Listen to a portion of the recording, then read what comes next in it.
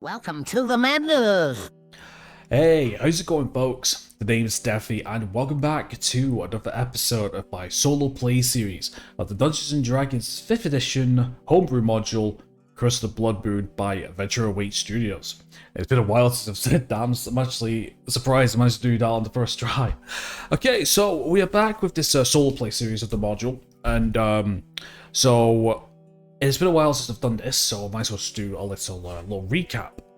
So the whole thing about this module is that this follows a to B styled module. Basically, we go through different sections of the module and we go through different fights. I would highly recommend checking out episode 1, or the intro, I think, where I cover the story and stuff. But just to give you a small little recap, if we were to go to the PDF as per se, to give you the overall thing. So, Curse of the Blood Moon. The stories of the Blood Moon, a twisted mockery of the celestial body that lights the night sky. The first recorded instance of it over 200 centuries ago, when a dark sorcerer sought to bring chaos to the wilderness he called home. He channeled the powers of madness and cruelty from beyond the void and infused them into the moon itself, amplifying their effects. The barbarians and shape-changers were the first to fall under the Blood Moon's sway, slaughtering everyone they came across, their bloodlust insatiable. Then a tribe of Druids fell victim as they tried to use their magic to purify the moon, only to inadvertently allow the dark energy to flow back into them. Eventually, even the common folk found themselves prone to bouts of anger and violence. Luckily, a group of adventurers were able to slay the sorcerer, release his hold on the moon, and allow the sun to rise again. Recently, a new threat has appeared in the wilderness, between the tall spire mountains and the great forest. A group of druids, convinced the world needs cleansing, has come together to summon forth the dark energies required to create a blood moon once more. They hope that the ensuing chaos will allow the world to purge itself of all evils and reset the balance of nature. They enacted their dark rituals so that tonight, when the moon rises high and reaches its apex, it will bleed red as it did so long ago, and madness will descend on the world if nothing is done to break the druid's connection to the blood moon. The sun may never rise again. So basically, the whole point is that our party of 4, which is level 2, where is it? Yeah, so the whole point is like our party of 4 people, 4 randomly created PCs at level 2, that's what the module specifies, and basically we arrived at a village to try and sort this out. Now, we've already went through 2 fights, I believe. We went through a group of villagers that was being controlled by the Blood Moon, and we managed to take them out. And we managed to defeat a bunch of gnolls, that's what it is. A bunch of gnolls. Right here. Which was a pretty tough fight.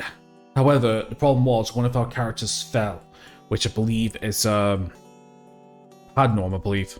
So the 4 characters that we have Talis Stillmore, who is a shadow magic sorcerer, Ergenasi shadow magic sorcerer.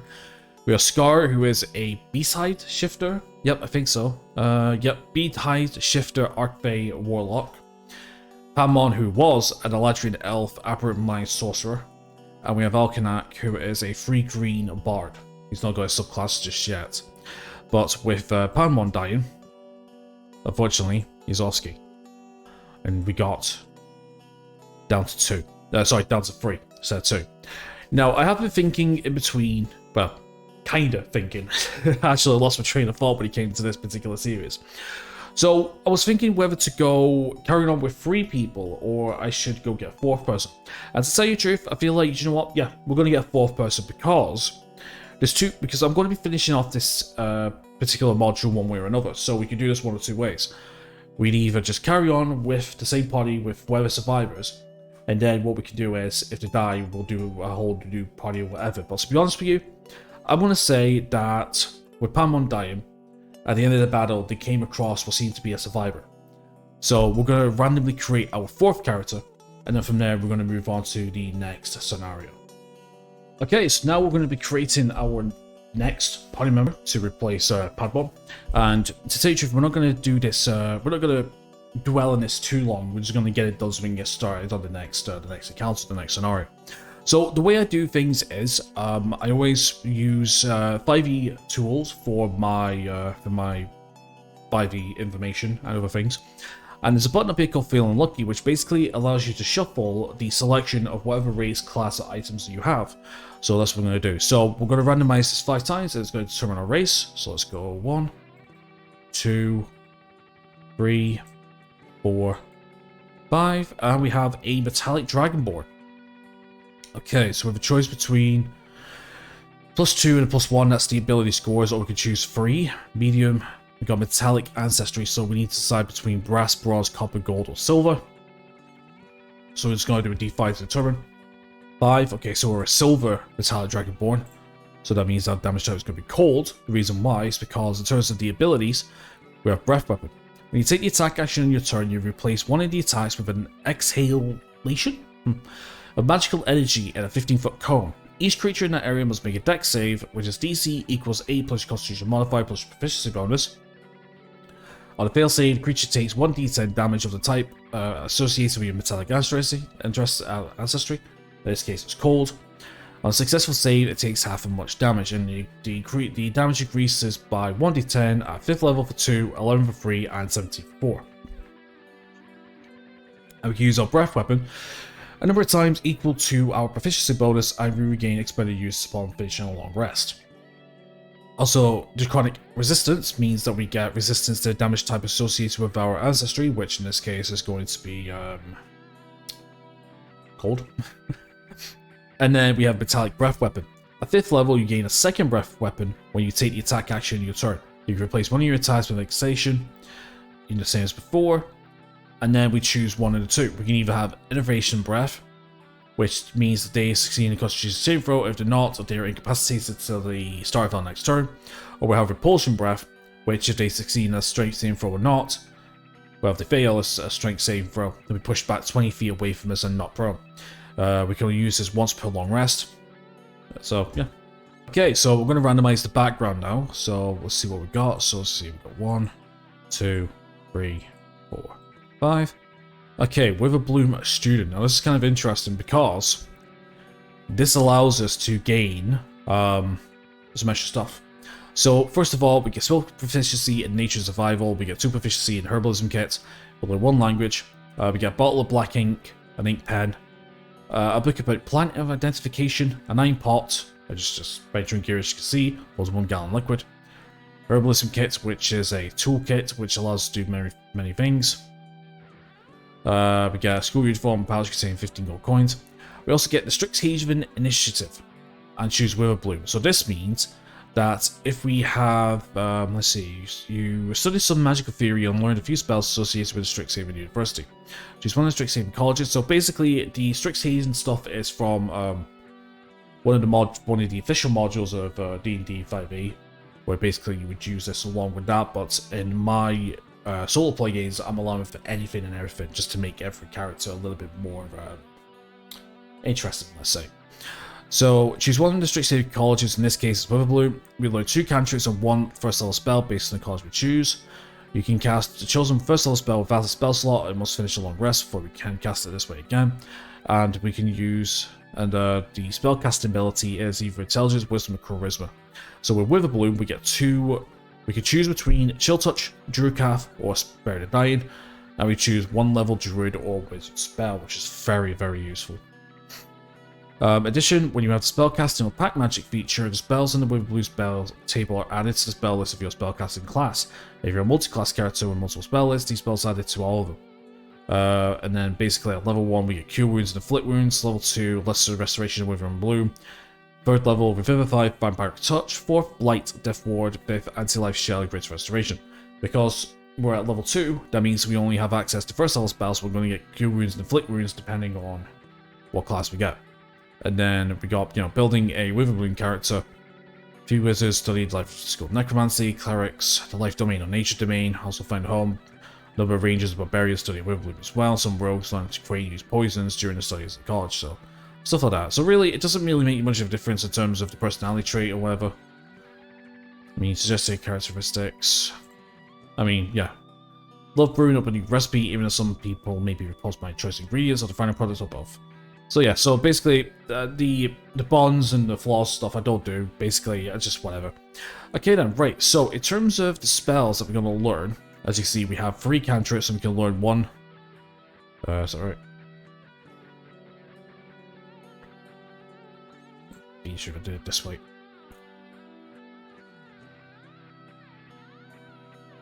So yeah, chill touch, druid craft, or spirit of dying. That's what it is.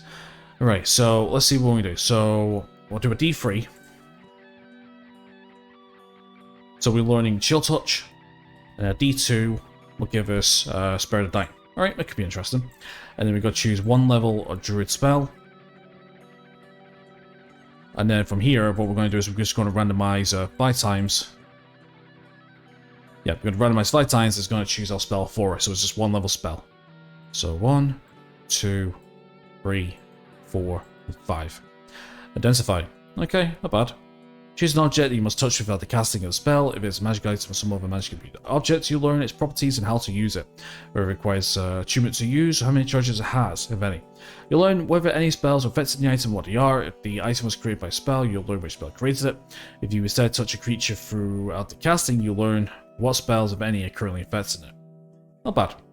Okay, now we get to randomize the class. So we have a choice between 11 official classes, I believe. Artificer, Barbarian, Bard, Cleric, Druid, Fighter, Monk, Paladin, Ranger, Rogue, Sorcerer, Warlock, or Wizard. So we're going to randomize 5 times, and that's going to be our class. So let's go 1, 2,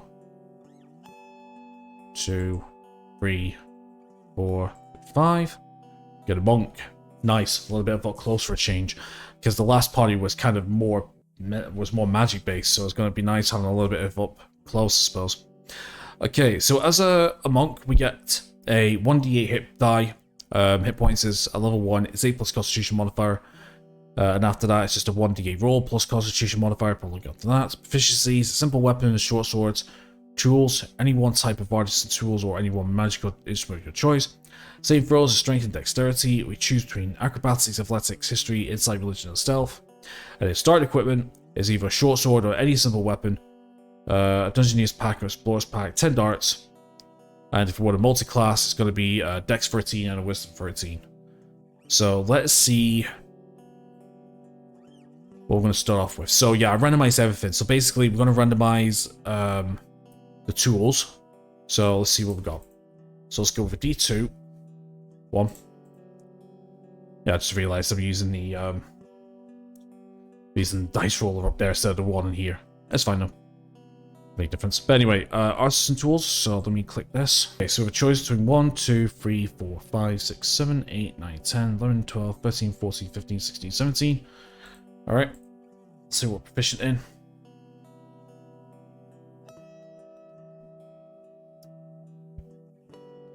Four. Alright, carpenter's tools. Okay, I remember that. So proficient in carpenter's tools. Okay, so we're proficient in carpenter's tools.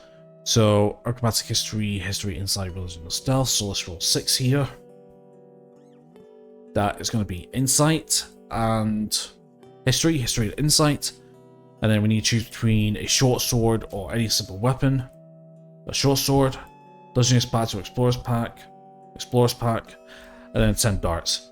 And then, here's the thing, because we're level 2, what I'm going to start doing is, upon creation, I'm going to decide, or we're going to randomize, if the character is going to multi-class. Now, to do that, however, we need to work out stats, because, you know, multi-classing has ability score minimums, for example. So if we want to multi-class out of Monk, we need a minimum of Dex 13 and Wisdom 13, so we're going to stat gem first. Okay, now we're going to roll 5 times on the stats, and then randomly assign, and then we're going to randomize whether we're going to do a 2 plus 2 and a plus 1, or a plus 1 plus 3. So let's see what we're going to do. So let's go 1, 2, 3, 4, 5. Okay, and then randomize once. Alright, so we got 14 strength, 11 dexterity, 40 constitution, 9 intelligence, 16 wisdom, and 4 charisma. Oh my god. Alright, and then we need to do a D2 to determine. Okay, so it's 1 across 3. And then we need to randomize this randomly. So D6, so the first point is going into intelligence. Second point is going into wisdom. And then final point is going into wisdom again. Oh, we can only do, right, so we can only do 1. Okay, that makes sense. So let's go with D4 instead. 4. Okay, so 1, 2, 3, and 4. So charisma. Not like 5 charisma is going to do anything, is it? Okay, so because of this, we cannot multi-class out. So he's going to be a, well, they, I mean, I'm not decided on the gender yet. They're going to go up to level 2. So, at level 1, we get unarmored defense, which, wearing no armor and not wearing a shield, AC equals to 10 plus dex modifier plus wisdom modifier, so we're looking at about a 13, 14, something like that. You get martial arts. Impressive martial arts gives you mastery of combat styles that use unarmed strikes and monk weapons, which are short swords and any single melee weapons that don't have the two-handed or heavy property. You gain the benefits when you're unarmed or wielding only monk weapons and not wearing armor or wearing a shield. You can use dex instead of strength. We can roll a d4 and place the normal damage of an unarmed strike on monk weapon. The die changes as you gain monk levels as shown in the martial arts column. So for example, a d4 dagger could turn into a d12 dagger, if you know what I mean.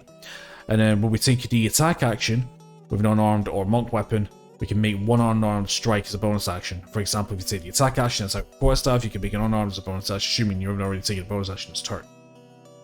And so forth and so on. And then at level 2, we get 2 more abilities. We get Key, which allows us to harness magical energies at Key. We get 3 abilities with key points. We get key points equal to our level.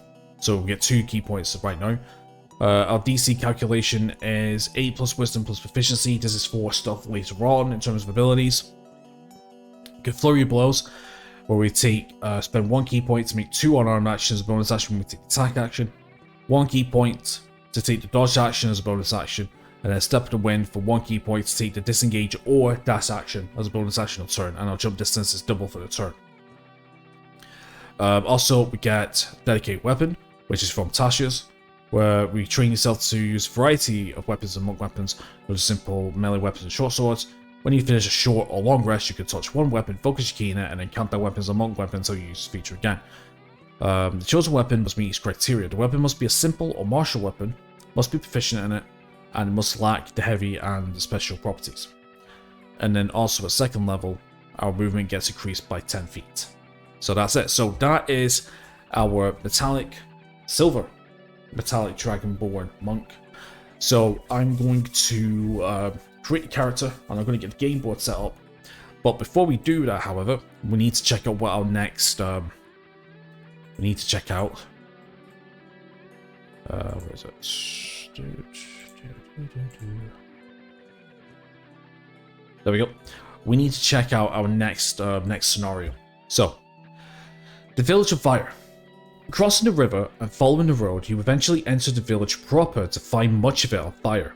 Screams can be heard from the various houses as townfolk armed with makeshift weapons chase each other throughout the settlement. So, if your character wishes to help the innocent villagers, have them make a group DC 14 strength check, athletics check, to disarm and subdue as many townfolk as possible. If successful, they manage to save half a dozen or so fleeing villagers, who rescue them with 10 gold pieces before fleeing into the hills. After a short while, the characters notice a small figure in tattered green robes running towards them. This is Elfie, the halfling druid. She uses a standard druid stab block, except she also knows cure wounds and spike growth. As she gets closer to the characters, a group of villagers interpose themselves between her and them. And then in the encounter, we have thugs and bandits. A group comprised of 2 thugs and 4 bandits have been pillaging the burning Pinewell for the past few hours, with most of the loot gathered. They're now settled into a pattern of violence against anyone they come across, and poor Elfie is the next target. If the characters fail to intervene, Elfie fights them off as best she can. She has Barkskin cast on her, so she's a bit tougher than she looks. Starts by casting Thunder Wave on many of the ruffians as she can before shifting to Shillelagh to finish off the rest. Gets surrounded, she disengages and make a run for the characters, shouting for help. If the characters do intervene, Elfie fights alongside them until the last of the criminal falls. And for loot, the thugs and bandits have collected 100 gold pieces of various coinage on them, along with 100 gold pieces and assorted valuables they stole from the burning houses. So yeah, so that is the next encounter. So as I said, I'm going to set up the new party member. In terms of the rest of the party, I'm going to say that the rest of the party have had a short rest. Or what I'm going to do is, I think, because they are quite low in HP, so I think what I'll do is... Yeah, do you know what I think I'll do is, just for the sake of ease, because they're out of spell slots and pretty much low in HP, I'm going to say that they're going to recover all of HP, but half their spell slots. I think that's probably going to be the best way, just to give them a fighting force, because...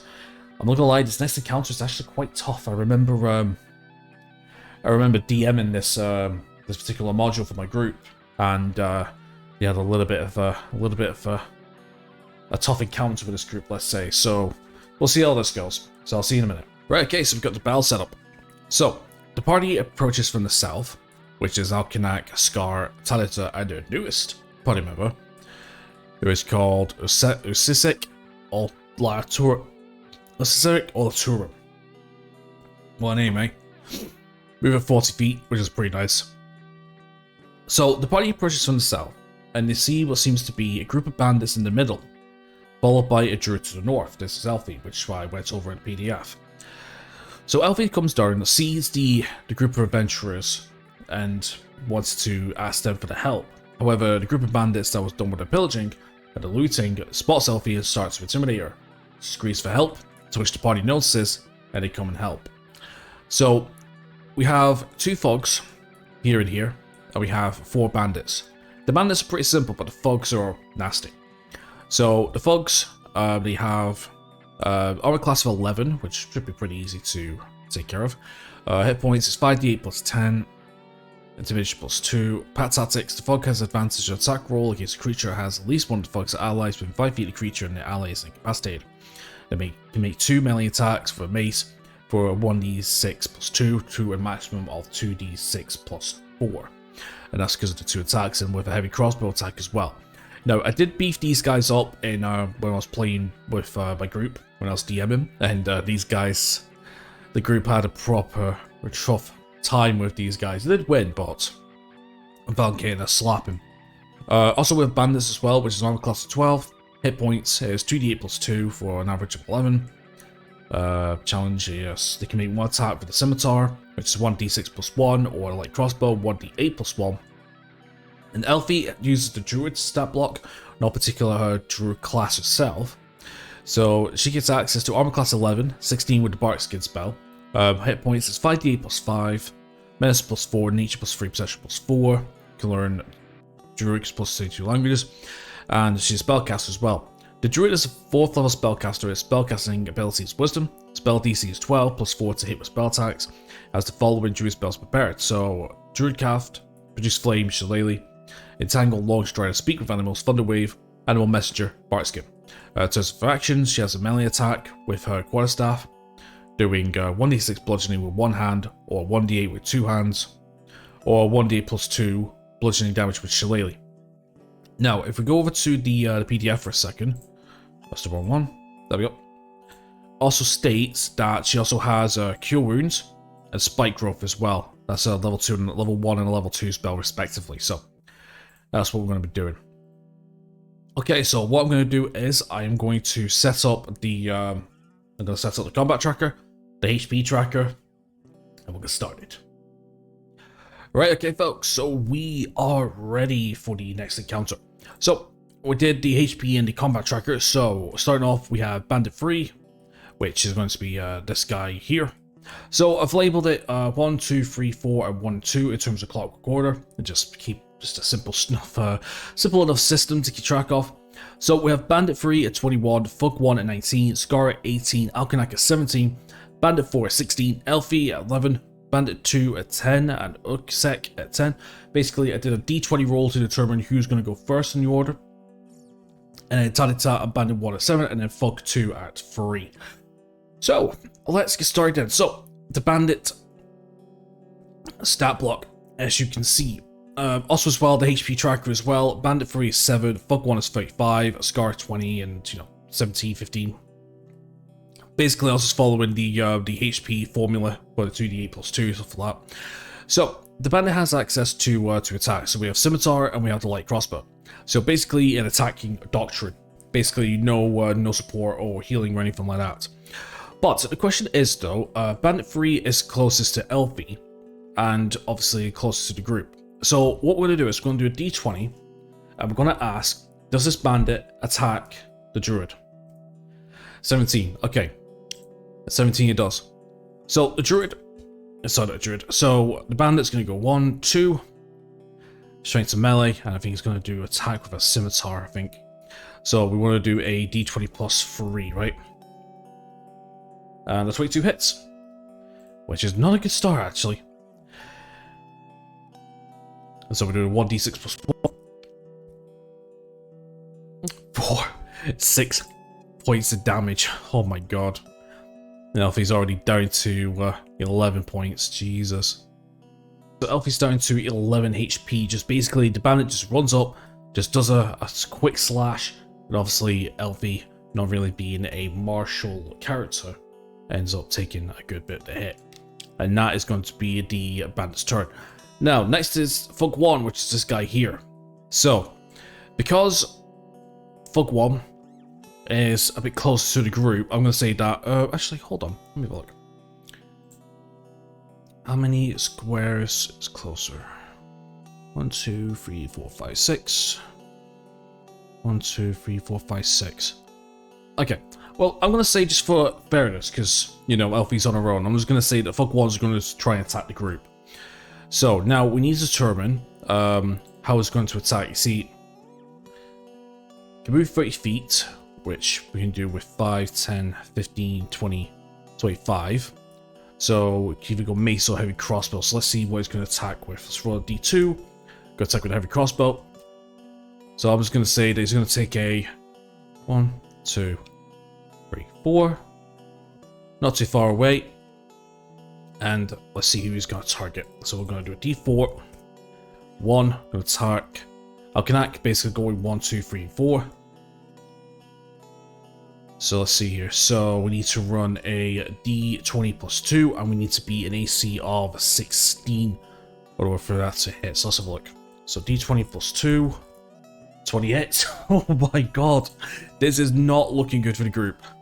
This is not looking good for the group whatsoever. Wow. Heavy crossbow, just a standard 1d10.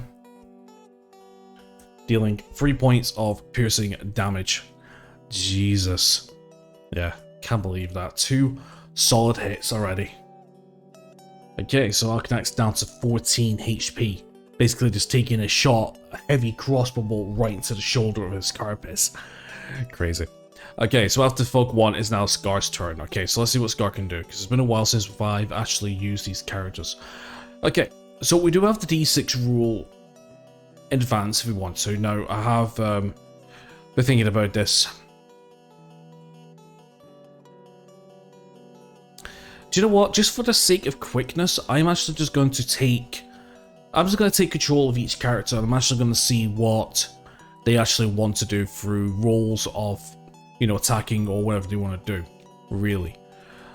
I will still add the randomize to it. Actually, do I want to add the randomizer to it? No, we'll see. Okay, let's see. What's his highest thing? His highest stat is actually strength at 13. Okay. Christmas 13 as well. Attacks, dagger, darts, chill touch. Pat magic. What spells does he have? He has distort value, unseen servant, witch bolt. Okay.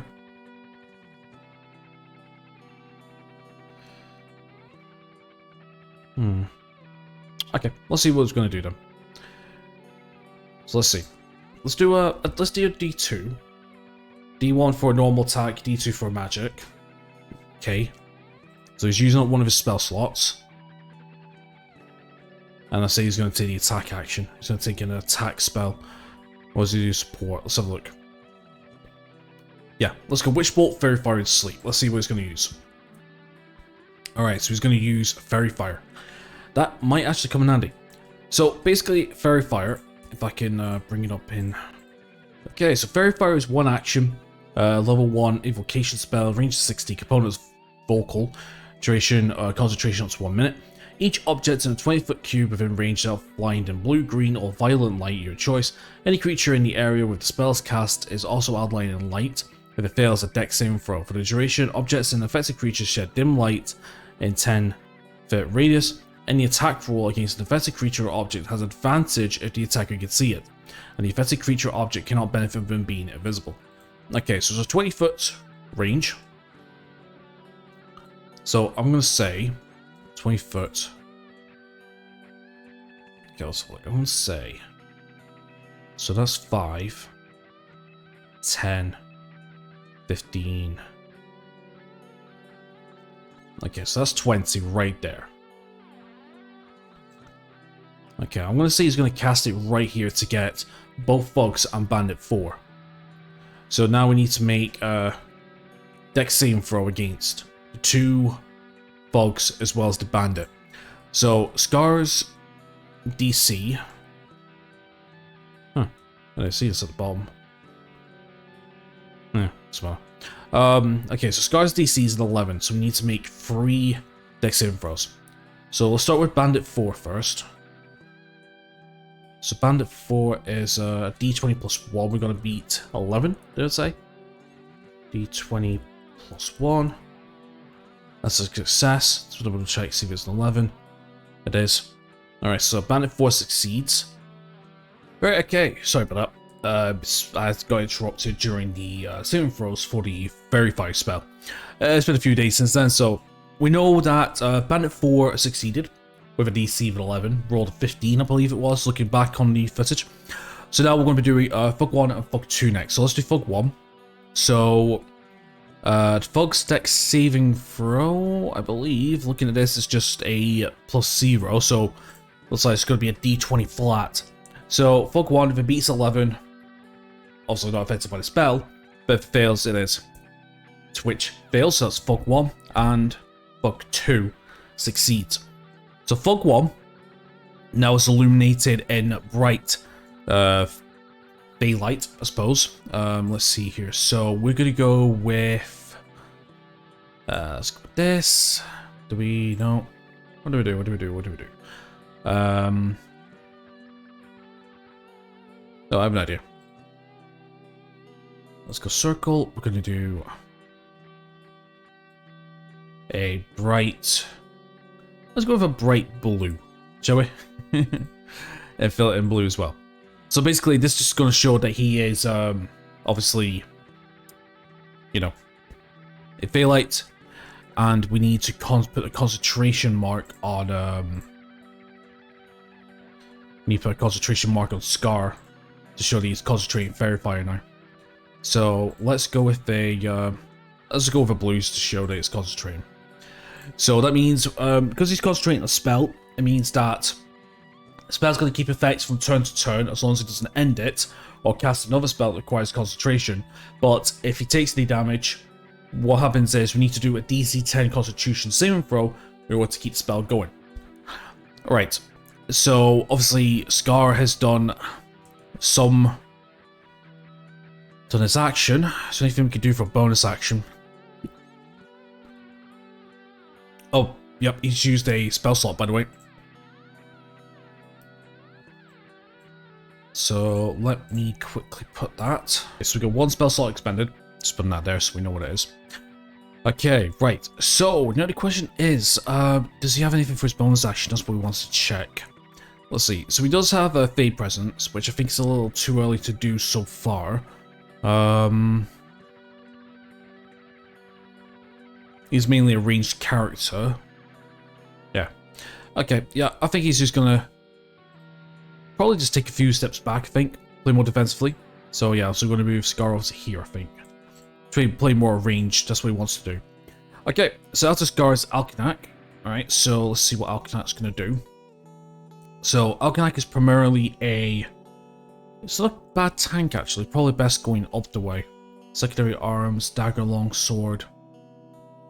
Okay, let's see what he wants to do and then we can... Yeah, we'll do this. Let's see what he wants to do and then we can decide if we're on this. Okay, so he wants to attack. Alright, so that's what he wants to do. He wants to be offensive. Okay, so... Let's see. Long sword, dagger. We got... Command, Thunder Wave. Again, tactical. Right. So I'm going to say that he's going to take out his long sword. And I think he's going to go straight for one of the fogs. Bold move, but I think that's what he's going to do. So we're going to go... hold on. So 5, 10, 15, 20, 25. He can go for Bandit 4. Okay. Let's see what he wants to do. Let's see who he wants to target. So Fog 1 is 1, Fog 2 is 2, and Bandit 4 is 3. Okay, so he's going after the Bandit. So he realizes the Bandit's quite weak, or it looks weak. Confident ability. He's going to go 5, 10, 15, 20, 25. Yep, I think he'll go 30, I think. So he's side by side. This is what I would do if I was playing Alkanac. Right. So we have a choice between 2 different attacks, a longsword and daggers. If it's a longsword, we're going to do a 2-handed 1d10 attack. if it's a dagger, we're going to do 2-weapon fighting because he has 2 secondary arms, so he can have like a long sword here, 2 daggers here, you know. So let's see what he wants to attack with. What's attack with the daggers? Actually, that works out better because his attack bonus is a +5 because he has a +3 to dexterity, which is pretty nice. Okay, so the armor class for the Bandit 1 is 12, and the Bandit 4's HP is currently 10, so there is a chance we can actually one-shot me. This would be pretty cool. So let's have a look. So let's go D20 +3, +5, and we need to beat an 11. So let's have a look. We need to beat a 12.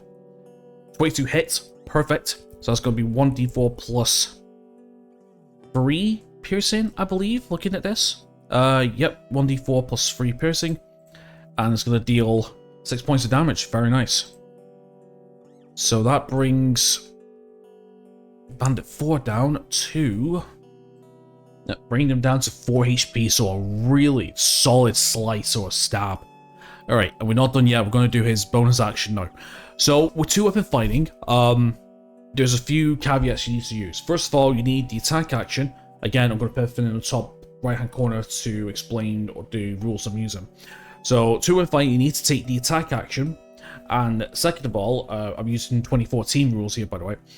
The weapons that's being used need to have the light property, which the daggers have.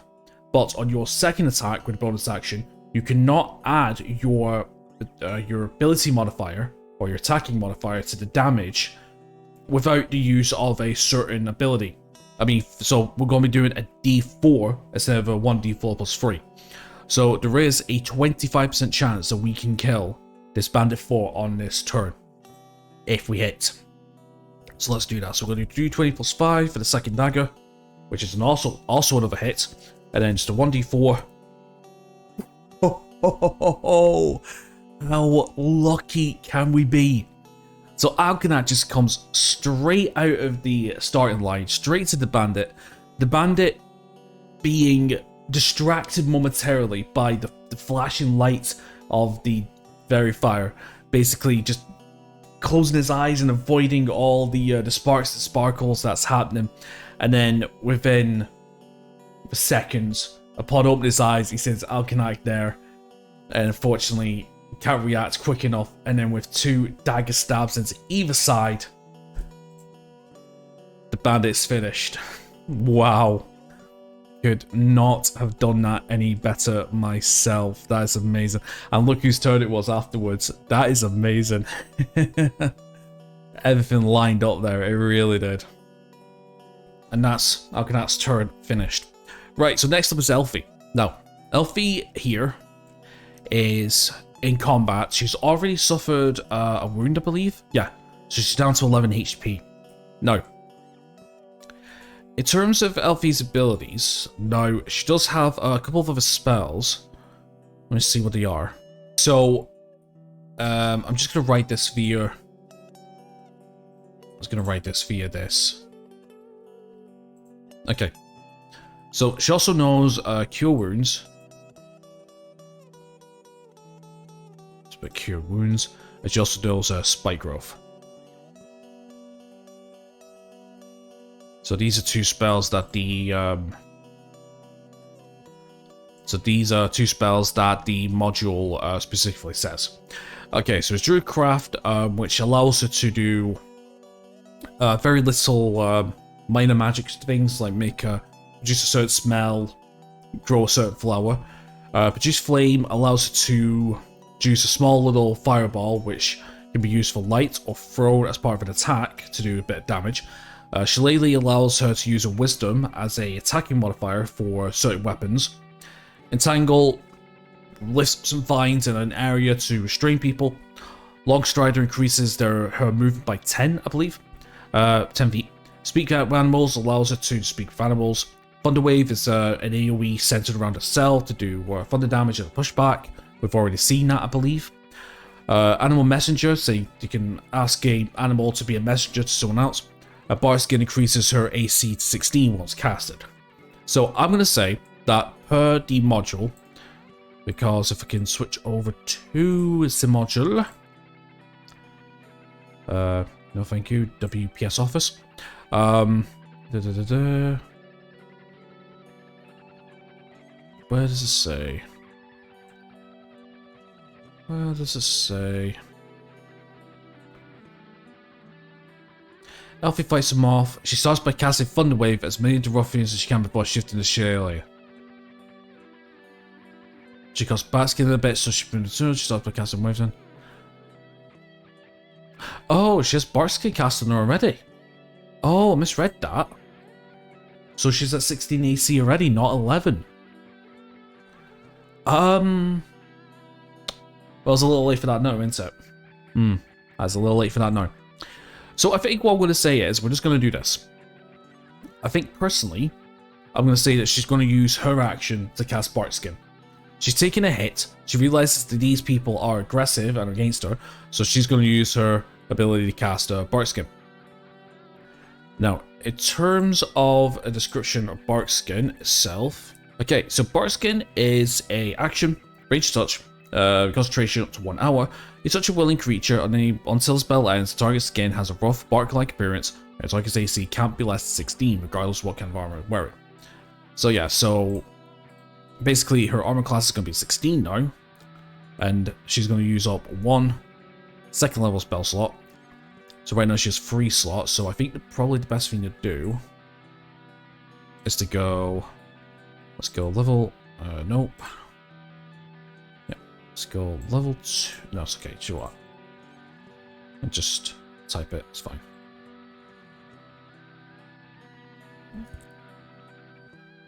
Spell slots. Level 1.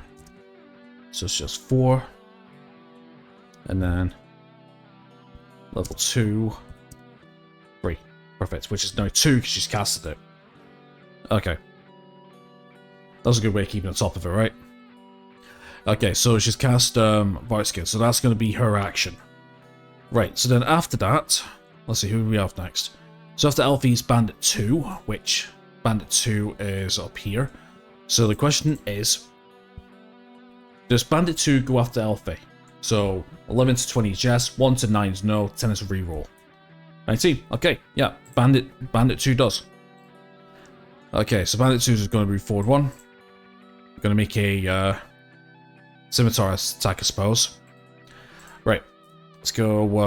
Let's see. Is that D20 plus 3? Yeah, D20 plus 3. Yeah, okay. D20 plus 3, which 15 misses because her AC is now 16 because of Barkskin. Good time to use it. Definitely good time to use it. Okay, so it's the end of Bandit 2. So now we're up to Ukasek. Ukasek, I'm gonna call him. Okay, so Ukasek has a few options. Primarily an attacking class, but we do have Breath Weapon as well as Chill Touch. I'll tell you something, I might actually use this character for one of my other games in the future, maybe. I've already mapped out what to play as. I'm going to map him out as a Kensei Monk and a Dragon Soul Sorcerer using like cold damage as like his main like damage type. Or I could go Ascended Dragon, I suppose, but I want him to use like a weapon. Anyway, okay, so let's roll a d6 to determine what it's going to do. And then we can determine from there. 6. Okay, so it's support and healing. Support. Any action involves buffs or healing. Now, he doesn't have any healing abilities per se. Identify Wisdom, Breath Weapon, Chronic Resistance. Now, we do have access to stuff like Path of the Wind and stuff, I suppose. He's got access to, for his key abilities, got access to Patient Defense, which is to take 1 key point to take the dodge action as a bonus action. A Step of the Wind, which allows to take the disengage or the dash action as a bonus action. So I'm going to say that he's going to use 1 key point to activate one of those 2 abilities, depending on what he's going to do. I think he's going to be offensive and actually move. So let's see what action he's going to take. Chill Touch, Short Strike. Oh no, I'm sorry. Okay, let's have a look. So let's see. So we got 1, 2, 3, 4, and 5. In terms of spells, we got just Chill Touch, Spread of Die, and Intensify. Okay. Let's do a D5 to determine what it's going to do. 1. Okay, so he's going to make a Chill Touch attack. Right. So it's a +5 in the spell casting, I believe. Is that right? +5? Plus 3 wisdom, plus 2 on proficiency. Yep, that's right. Alright, so let's see who's going to target. So, Chill Touch, if I'm not mistaken.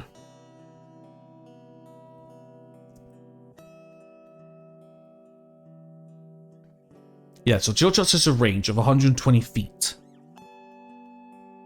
Yeah, so there's a range of 120 feet. So basically, 5, 10, 15, 20, 25. So that. Yeah. So 1, 2, 3, 4. So 20 feet, 25. 5, 10, 15, 20, 25, 30, 35. God damn it. I hate how you can't scroll and do that at the same time. And then 5, 10, 15, 20, 25, 30, 35, 40, 45, 50. 55. Right, so pretty much everybody's in range. So we're going to go for 1, 2, 3, 4. 1, 2, 3, 4, 5. Yep. So let's do a D5 to determine who he's targeting. He's targeting the back one. Bandit 3.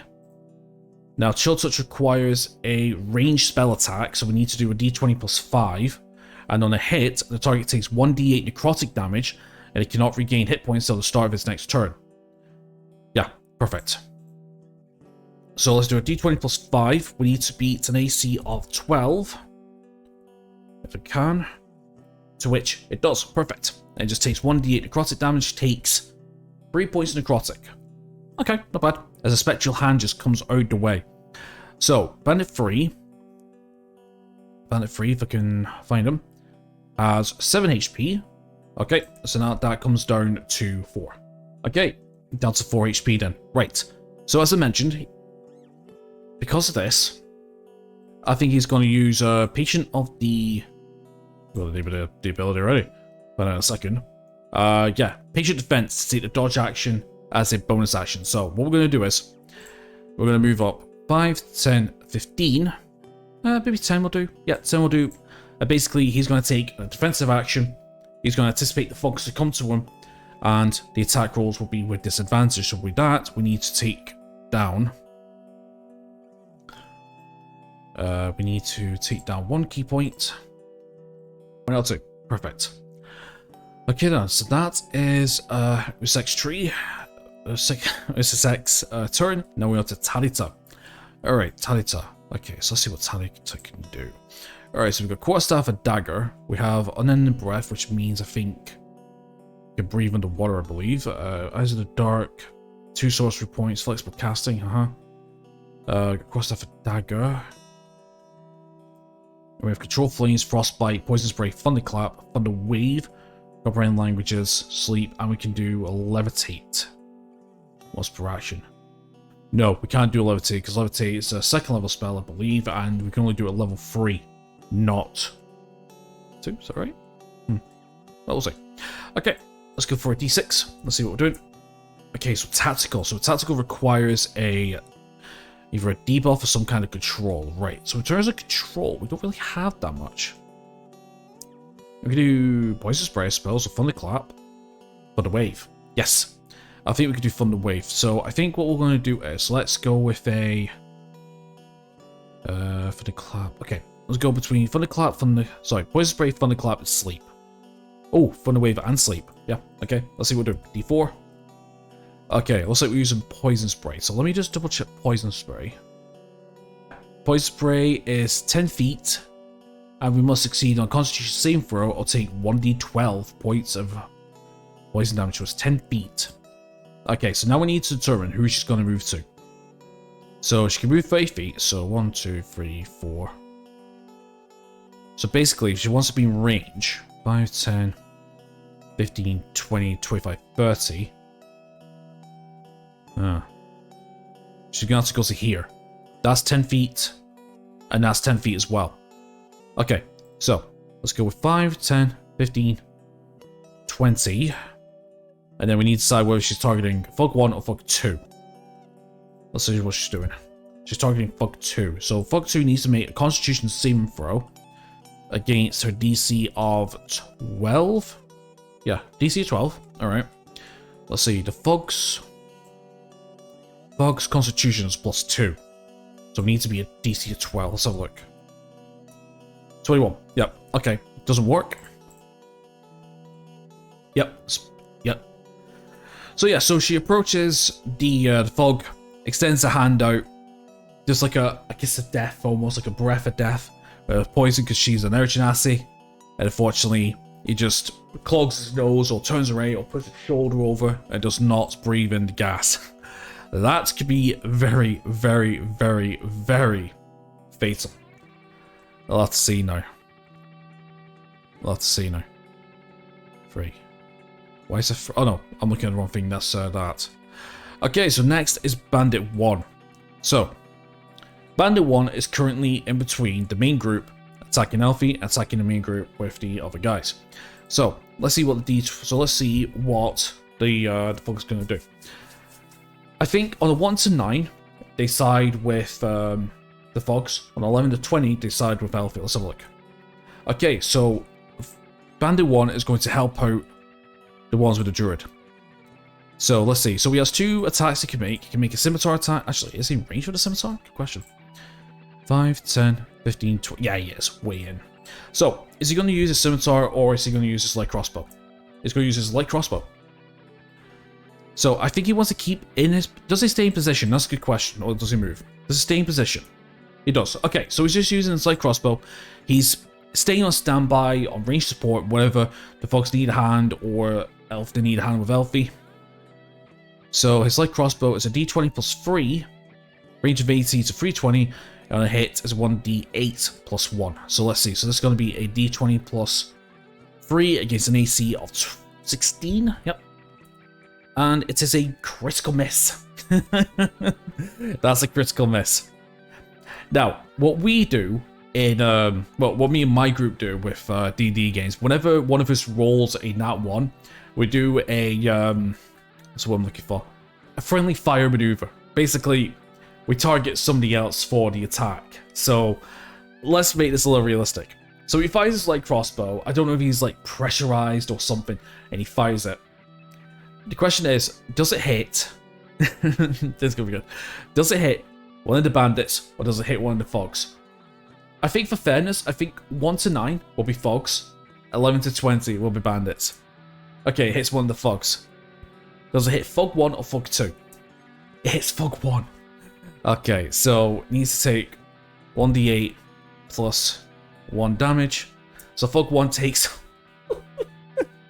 9 points of damage. Wow.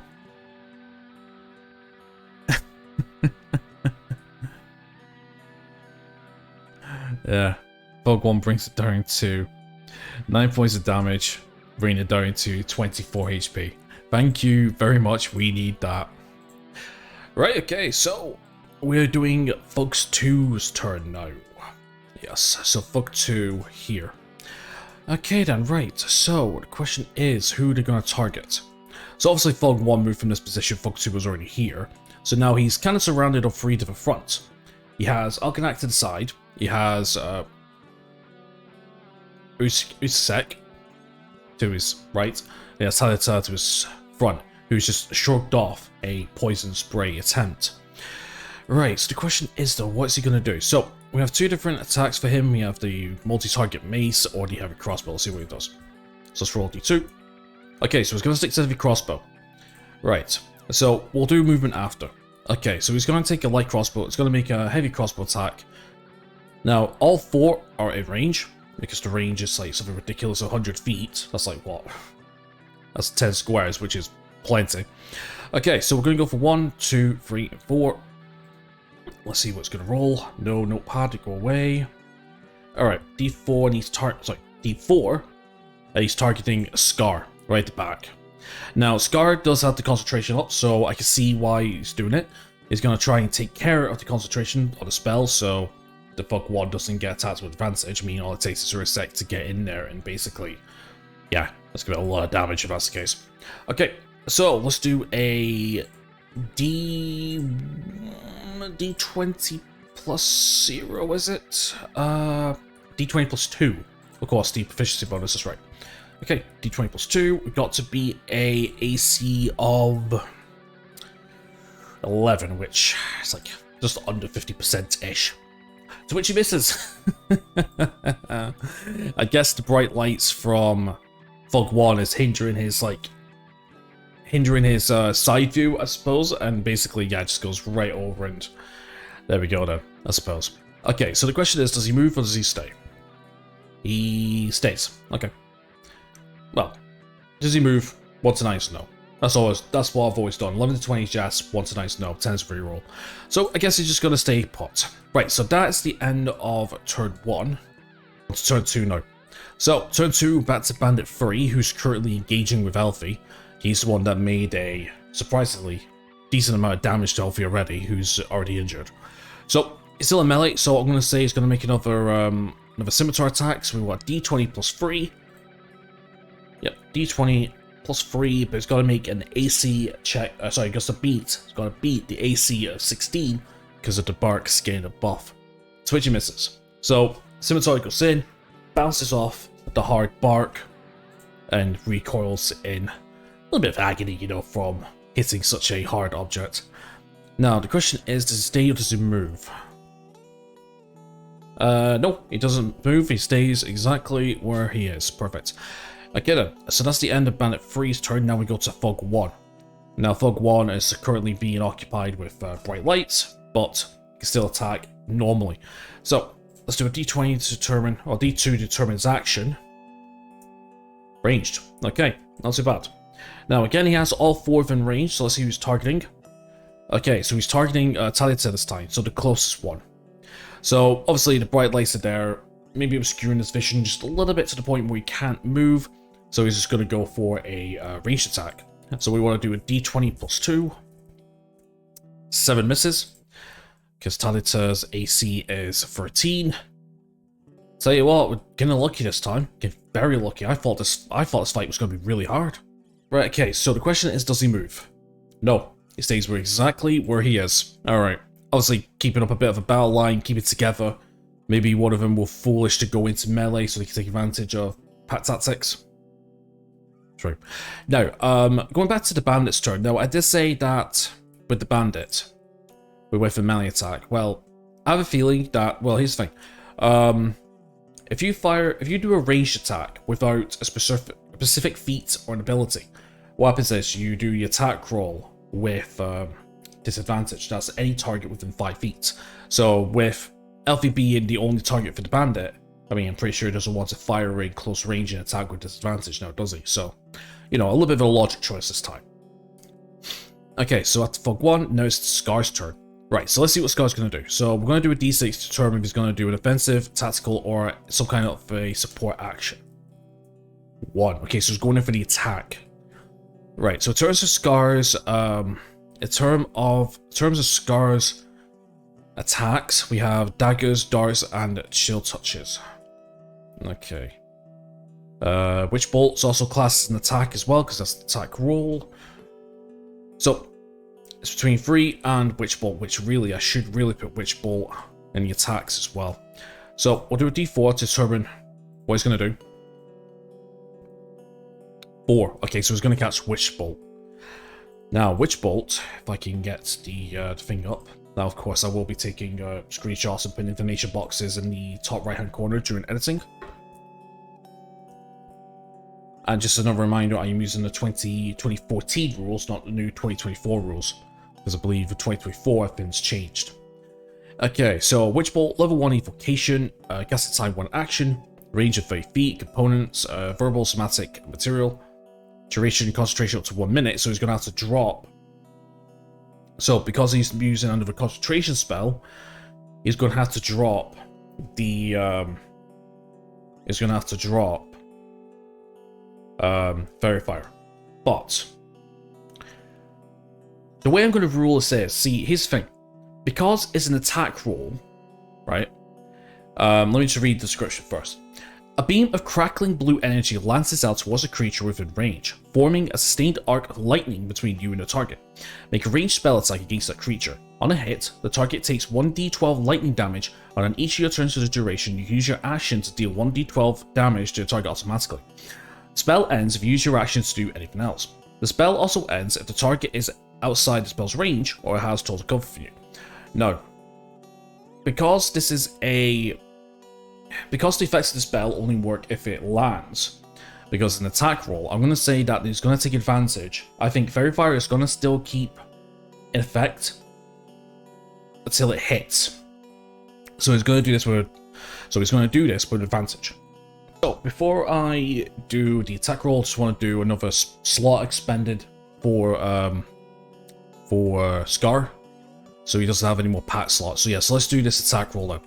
So his attack roll is a +3, and we need to beat an AC of 11, I believe. Yeah. Okay. So again, we're going to roll with advantage because of Fairy Fire. So let's do a D20 +3. First roll's an 18. D20 +3. Second roll's a 6, but we take the highest with an 18. Does hit. So with that.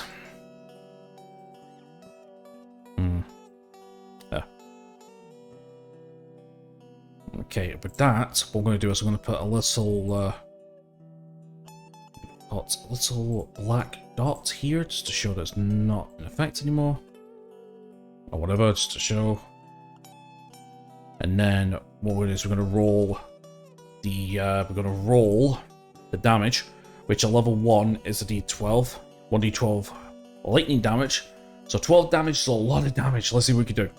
10 points of lightning damage. We'll take it. So, yep, still going to keep the blue dot on him for the concentration. So now a electrical arc is now connected to the two of them. So that's 10 HP. Not bad. They're actually doing pretty well. Right, so we'll take that down from 24 to 14 then. Okay. Fuck one got a nice shock of electricity. Okay, so the next person in line is Alkanac. So Alkanac is currently on the side here. He has Bug 1, 2, Bandit 1. Yeah, pretty much he can go to anywhere he wants. So let's see what he's going to do. So we're going to do a D6. Again, offensive, tactical, and support. D6. So look. Okay, so he's going offensive.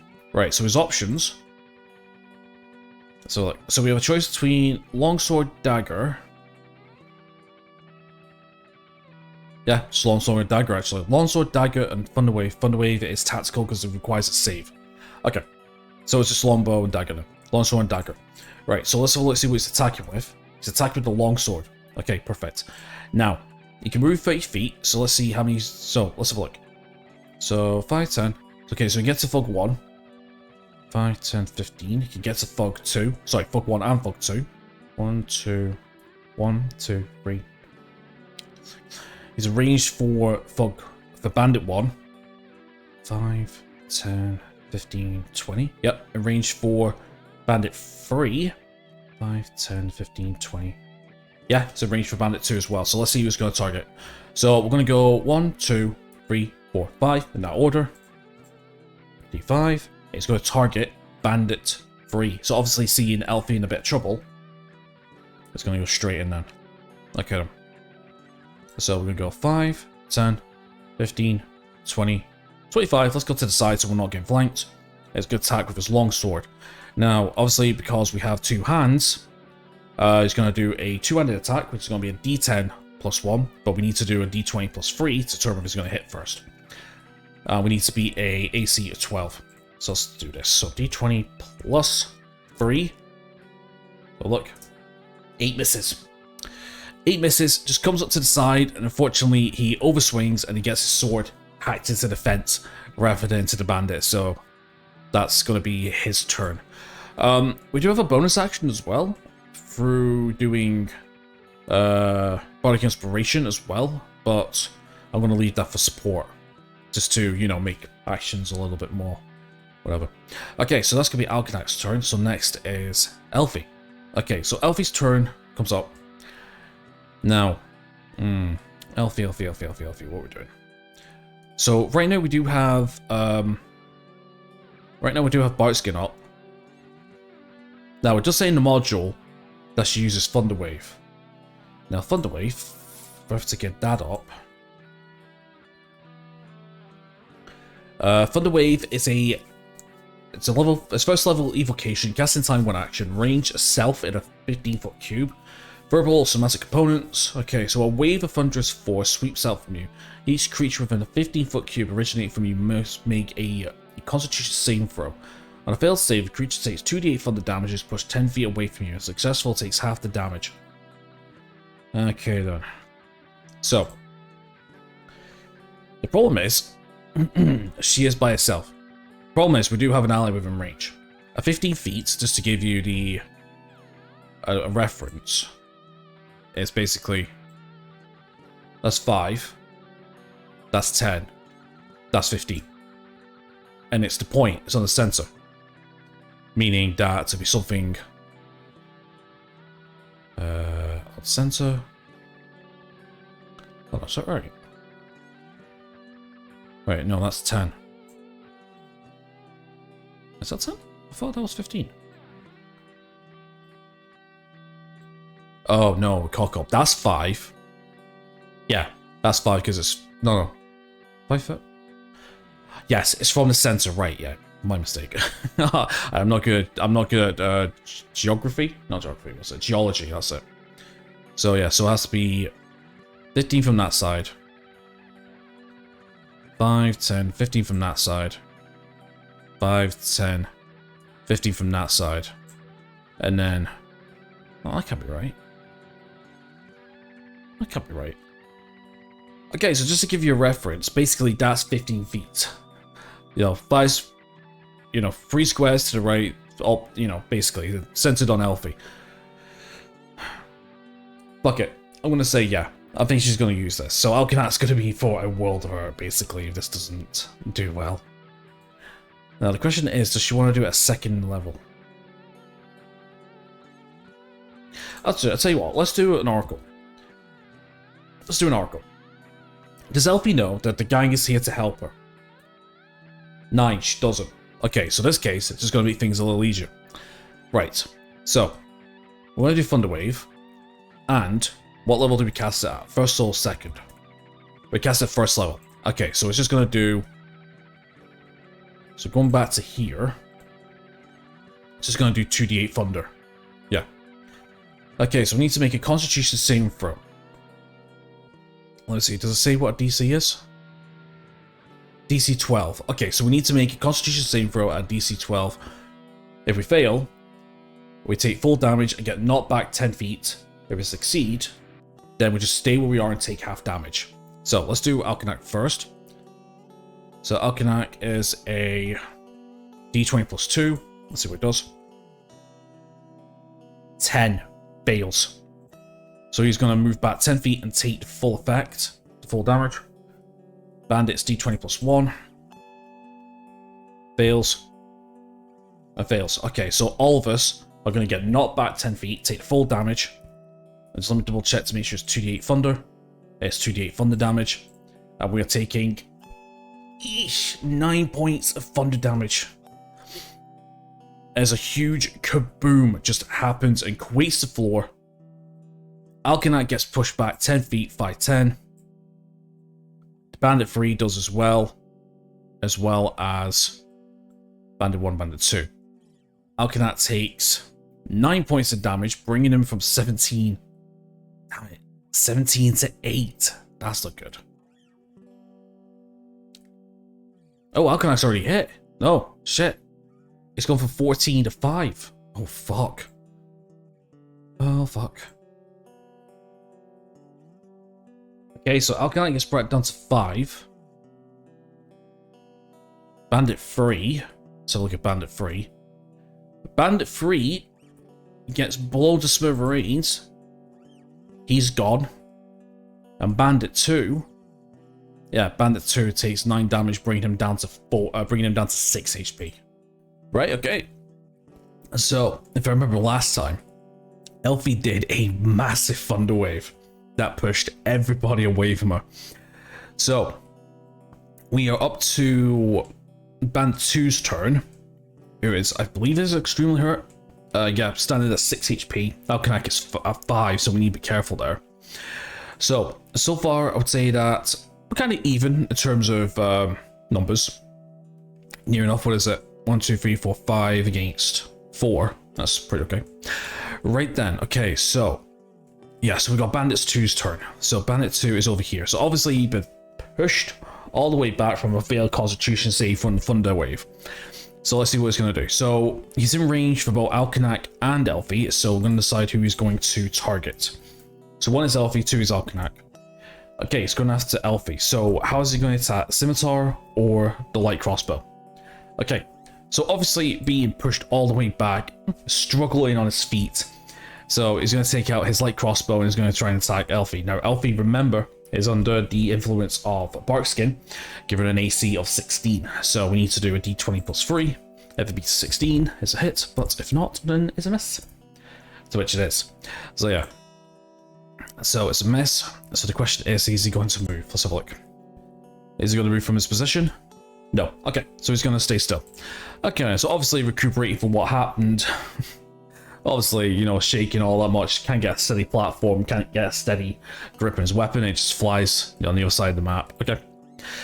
Okay, next is Urksek.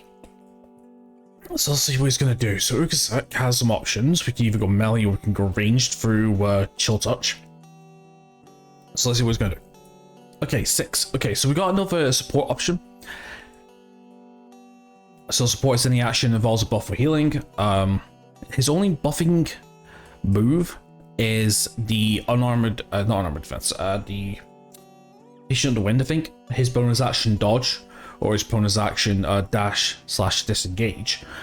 But that uses up his last key point. So let's have a look. Well, his option is going to depend on what he's going to do. So obviously we're going to go in for an attack. So let's see what he's going to attack with. Either Chill Touch, Short Sword, his unarmed strike, Breath Weapon, or Darts. What's he attacking with? So that's going to be a D5. Alright, he's attacking with his Breath Weapon. Very nice. So, Breath Weapon. Okay, so his Breath Weapon, let me just have a quick look-see. Breath Weapon is a 15-foot cone, and each creature in areas make a dexterity saving throw, 8 plus constitution plus proficiency bonus, which we have to DC on below. On a failed save, the creature takes 1d10 of the type associated with a metallic ancestry, which I believe is silver. Yep. So it's cold damage. Alright, so 15 feet. So let's have a look. Okay, so obviously, if I was Urksek, I'd probably want to get these 2 in the blast. So let's see what we can do. Actually, do you know what a good question is? Does he move or does he stay still? Okay, so he does move. Okay. So I think what he's going to do is probably going to move. Let's go 5, 10, 15 to here. And then we're going to do a 15-foot cone. Something like this. So that's 5, 10. Okay, I think that's going to be... I can never do these thingies right. Especially cone-wise. I know it's across like 3 different... Okay, I think 15 is going to be about here-ish, I think. 5, 10. No, I think it's about here, I think. Am I right now? 5, 10. 5, 10, 15. Yeah, it's roughly around that shape. Okay, that's fine. So these 2 are going to get caught in it. Right, so we need to do a dexterity saving throw of a DC of 12.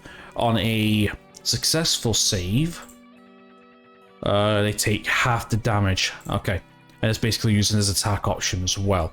Okay, let's do this then. So we need to be at 12. So it's just a D20. Let's have a look. So D20, first one fails, second one fails, and they both take 9 points of cold damage. Sweet. Okay then, 9 points of cold damage. Oh, that's actually pretty good. Okay, so I took away the HP of Fuck 1 and Fuck 2.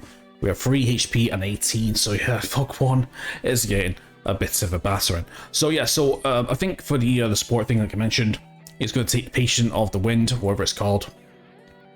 Basically allowing him to dodge as a bonus action, taking him away his last, yeah, basically taking away. There we go. Yeah, basically taking away his last key point. So I was going to say that's 0, so we can't do any more than that. And I think that's going to be the end of his turn then, right? Yep, it's going to be the end of his turn.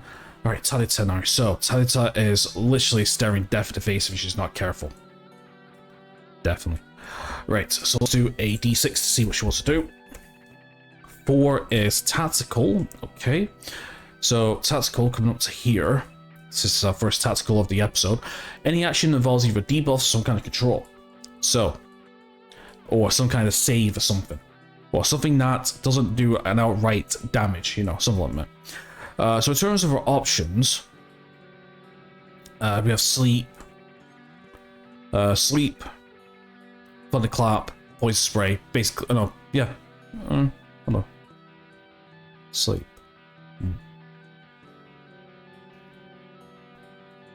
Falls kind of debuff from control. Oh, okay. Yeah, okay, I was just thinking, yeah, we're just gonna go with sleep. So yeah, so I'm gonna do that, like, you know, like debuff spells or anything like that. So yeah, so her only control one is actually sleep, unless we have something else that she can use. We can go to wind. Nope, yep, she's just gonna cast sleep. Okay, so sleep, if I'm not mistaken, which could be an absolute game ender if it comes through.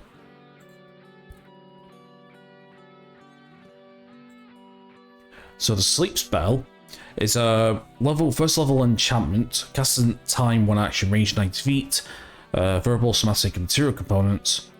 Okay, the spell sends creatures into magical slumber. Roll a 5d8. The total is how many hit points a creature's spell can affect. Creatures within 20 feet of a point you choose within range are affected in ascending order of the current hit points, ignoring unconscious creatures.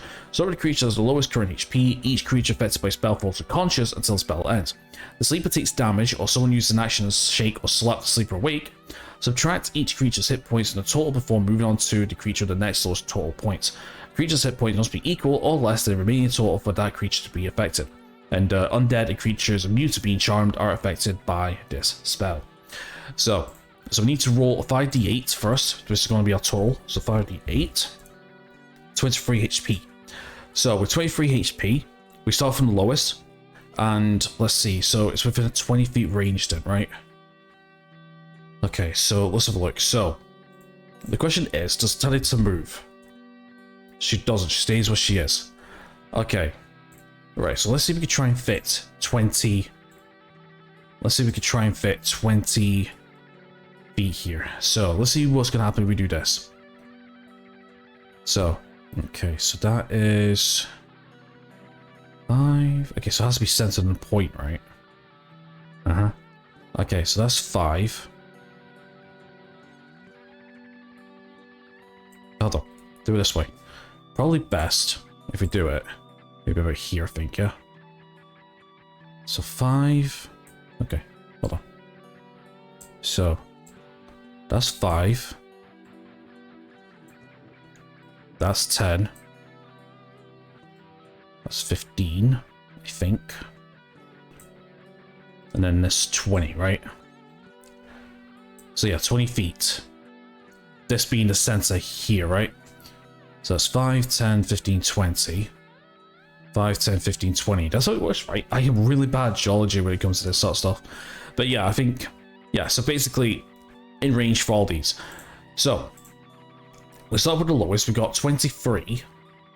So we'll start from the lowest. So first of all, in terms of HP, we got -3 for Fug 1. So so Fug 1 falls asleep. So what I'm going to do is I'm actually going to do a little, let's go for a little gold mark. We put S. So now we go from 23 down to 20. The next highest one is Bandit 1 at 6. So Bandit 1 falls asleep.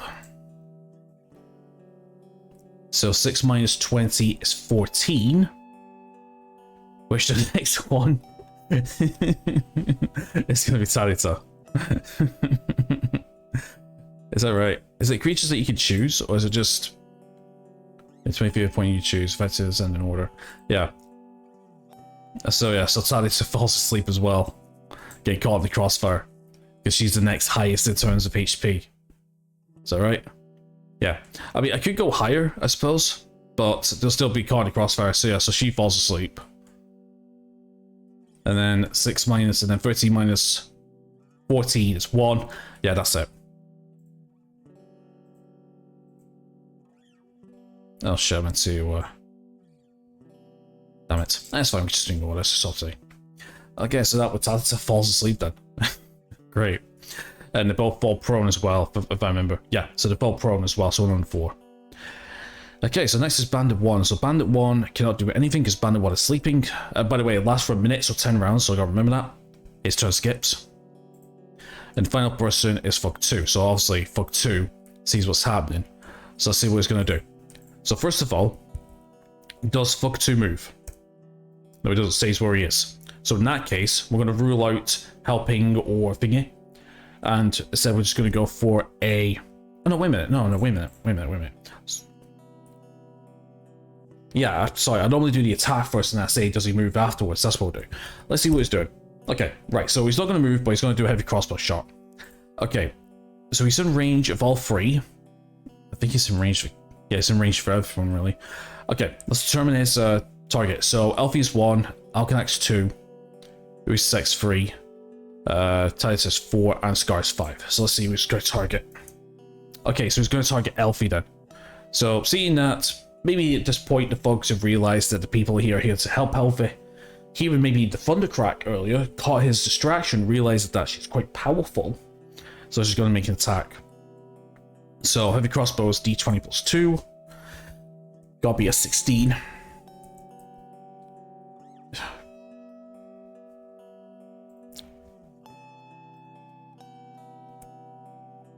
Plus 2. And 14 just misses. 14 just misses, and that is the end of turn number 2 then. We're about to turn 3 then.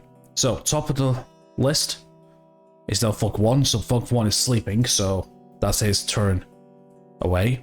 Okay, so next up is Scar. Alright, so let's see what Scar's gonna do. So D6 is support or buffing. Okay. So in terms of support buffing, he doesn't have much. Not really. Doesn't have anything to help with. Maybe it's like for using his B-side ability, which gives him a +1 AC for a minute and some temporary hit points.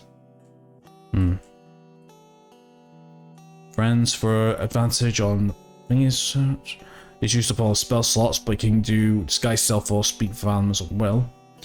Okay, well, because we're in battle, I'm going to say Disguise Self. So yeah, so Disguise Self allows you to... so we'll read in a second. Okay, so Disguise Self lasts for an hour, range of self. We can make ourselves look like somebody different. And I think the minute we make an attack or something, can we still make an attack? You make yourself, including your clothing, armor, weapons, or belongs to a person at different spell ends, or until you use your action to dismiss it. You can see 1 foot taller. The changes from physical edge, if spell a hat, bit thinner. To discern that you disguise, which means you set in special appearance. Okay, yeah, so I think we can still attack, even though we are still technically disguised. So yeah, so that's what he's going to do. I think Scar is going to use his action to do Disguise Self, and I think he's going to disguise himself as one of the bandits, I think. So obviously, by doing that... Yeah, I'm going to say he's going to do that. Basically, disguise himself as one of the bandits. I don't think Fug 2 is going to... Hold on, I did do this in the last episode. How did I do it? I'll tell you what, it does say an investigation check.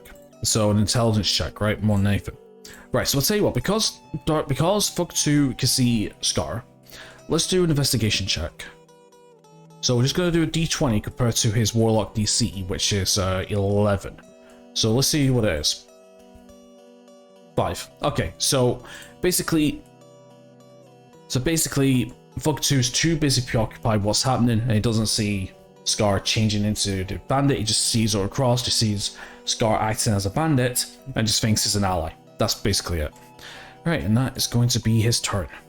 Right, okay, so we are on Alkanak's turn now, but before we do anything, I thought I'd do a little review. Of all the characters in my own time, and I've missed one very crucial thing.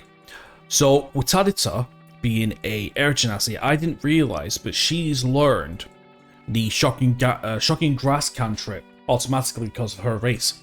I didn't know about that, so basically that gives her another option for her attack roll if she wants to do it. Roll as in R-O-L-E, not roll as in R-O-L-L, but you know, gives her another option to do when we roll a 1 or a 2. Okay then, right, so Alkanak is on his last legs. He's just suffered the full blast of a thunder wave pushing him back 10 feet because of Elfie not knowing that he's actually there to help. So, let's see what he's going to do. Let's roll a d6. 3, so tactical. Right, so let's see, what can he do for his tactical? So remember, a tactical is basically anything that involves a debuff, some kind of control. So, for his control, let's have a look. What does he have? Doesn't really have much. Okay, so he's got Color Spray, Command. Yeah, Color Spray and Command, that seems to be it. Okay, then, right. So let's see what he's going to do. Let's do a D2 to determine what we're going to do, and then we can choose from there then. So Color Spray 1, Command 2, let's do a D2. Okay, so he's going to do Color Spray then. Sorry, Command. Okay. Got confused then. Alright, so the range on Command, if I can get it up. Command is the first level in enchantment. Casting time 1 action, range 60 feet. Components vocal, duration 1 round. You speak 1 word, commands to a creature you see within range. The target must succeed in a wisdom saving throw or follow the command on its next turn. The spell has no effect if the target is undead, if it doesn't understand your language, or if your command is directly harmful for it. Some typical commands and effects follow. You must issue a command other than one described. If you do so, it determines how the target behaves. Okay, right, here's the problem. There's one major problem about this. You see, free creeds can't speak. They can only talk telepathically, right? But they do talk common, or communicate common if I'm not mistaken. Which, the bandit is a humanoid, which also means that they would speak common as well, I imagine. Yeah. Okay, so I'm going to say, just for the sake of just doing the spell, Alkanak can communicate verbally through his between his telepathy, can't get that word out, telepathy, and basically it's within range, so 5, 10, 15, 20, 25, 30, 35, okay. Now, with command, we have a couple of ordained, we have 5, 1, 2, 3, 4, yeah, we have 5 actions we can do to command them with. We can do approach, target moves towards you by the shortest, most direct route, ending its turn within 5 feet of you. Drop, target drops whether it's holding and ends its turn. Flee, the target spends its turn moving away from you by the fastest available means. Grovel, the target falls prone and ends its turn. Halt, the target does not move and takes no action. A flying creature stays aloft, provided that it is able to do so. If they move to stay aloft, it flies the minimum distance needed to remain in the air. So let's do all 5. And let's see what it's going to command. So it's commanding him to number 3. He has commanded him to flee. Okay then, right, so he moves away from the available thing then. So, this happens... Does this happen on the turn?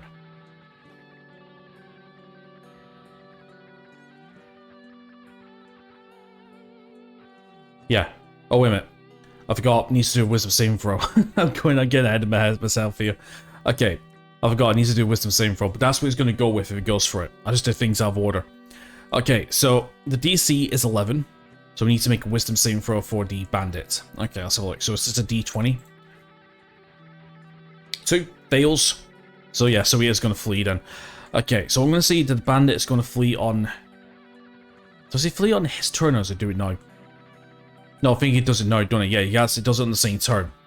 So it's going to flee away. So the fastest route by taking the dash action is going to go 5, 10, 15, 20, 25, 30, 35, 40, 45, 50, 55, 60, and then come around to the side of the building here. So with that, I would say Elfie is safe for now then. Okay, so does Alkanac stay still? So does Alkanac move? 16. Okay, so he does. Alright, so I'm going to say he's going to move a little closer to the action. So let's go 5, 10, 15, 20, 25, 30, and let's stay there then. Okay. Right, so after Alkanac's turn, it's now Elfie's turn. Right, so let's see what Elfie does. Okay, so we have a few things we can do. Okay, so at this point, does Elfie see the group as allies? 15, she does. Okay, so she does. So I think she's going to see like Alkanac helping her out. She realizes, oh sugar, they're here to help. I don't think I should have done that. So let's do a d6 to determine her action. 6. Okay, so she's going to heal. So she's going to do a support action, which means buffs or heals. Now, in terms of her buffs, we do have Cure Wounds. We've got Long Strider as well. Bar Skin she's going to cast on herself. Okay, I think at this point, I think she realizes the mistake that she did. And I think what she's going to do is she's going to move 5, 10, 15.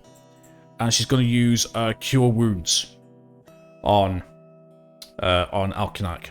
Now the question is, does she do it at level 2nd level or 1st level? Okay, she's doing it at 2nd level. Okay then.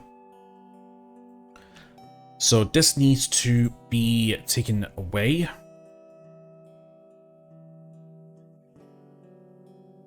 There we go.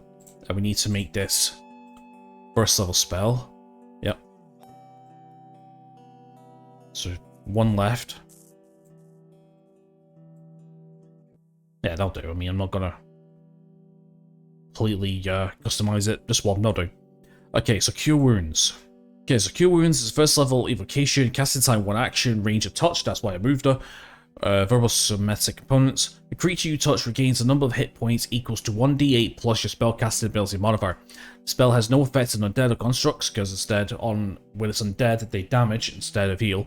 And at higher levels, when you cast a spell using the 2nd level or higher, the heal increases by 1d8 for each slot above 1. So she's going to be healing for 2d8 plus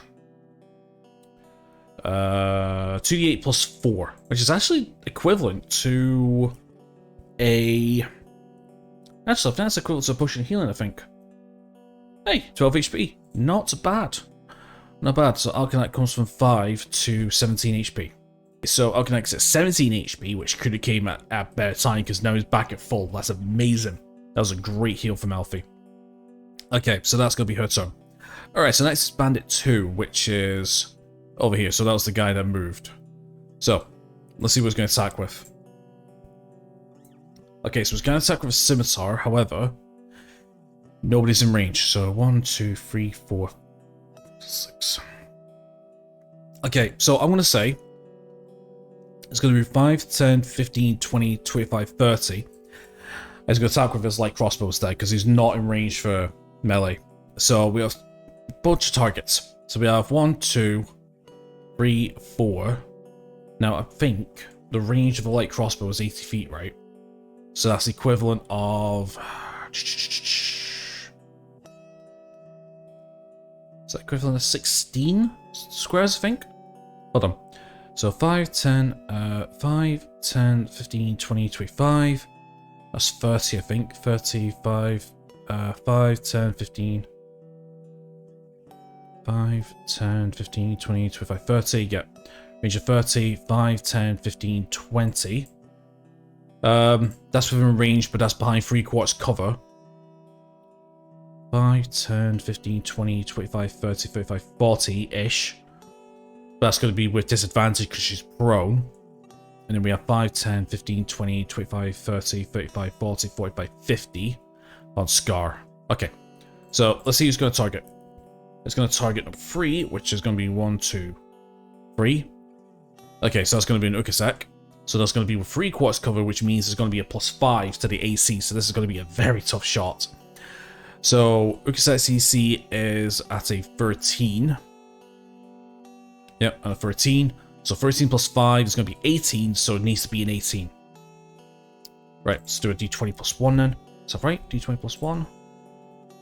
D20 plus... No, d20 plus 3, excuse me. D20 plus 3. I forget the damage. 12 misses. So yeah, so it takes a shot, just lands onto the corner of the wall here, and that's going to be his turn. Okay, so next after that is Urkasek himself. Alright, let's do a D6 to determine what he's doing. 3. Okay, so that's tactical. That's tactical debuff on control, which to be honest, he doesn't really have a control option unless he's grappling. No, not really. So we're just going to identify. We're going to count that as an attack. So let's see what we're going to do. So he has 5 options. Excuse me, 4 options because his breath weapon is. Hold on. He could do that proficiency per turn, can't he? What is. Hold on. What's the proficiency? Okay, so he can do his dragon breath one more time if he wants to. He just doesn't have any more key left. That's the question. That's the problem. Alright, so anyway, let's do a D5. Let's see what he's choosing. 3. Okay, so he's going unarmed. Alright. So, he's going unarmed.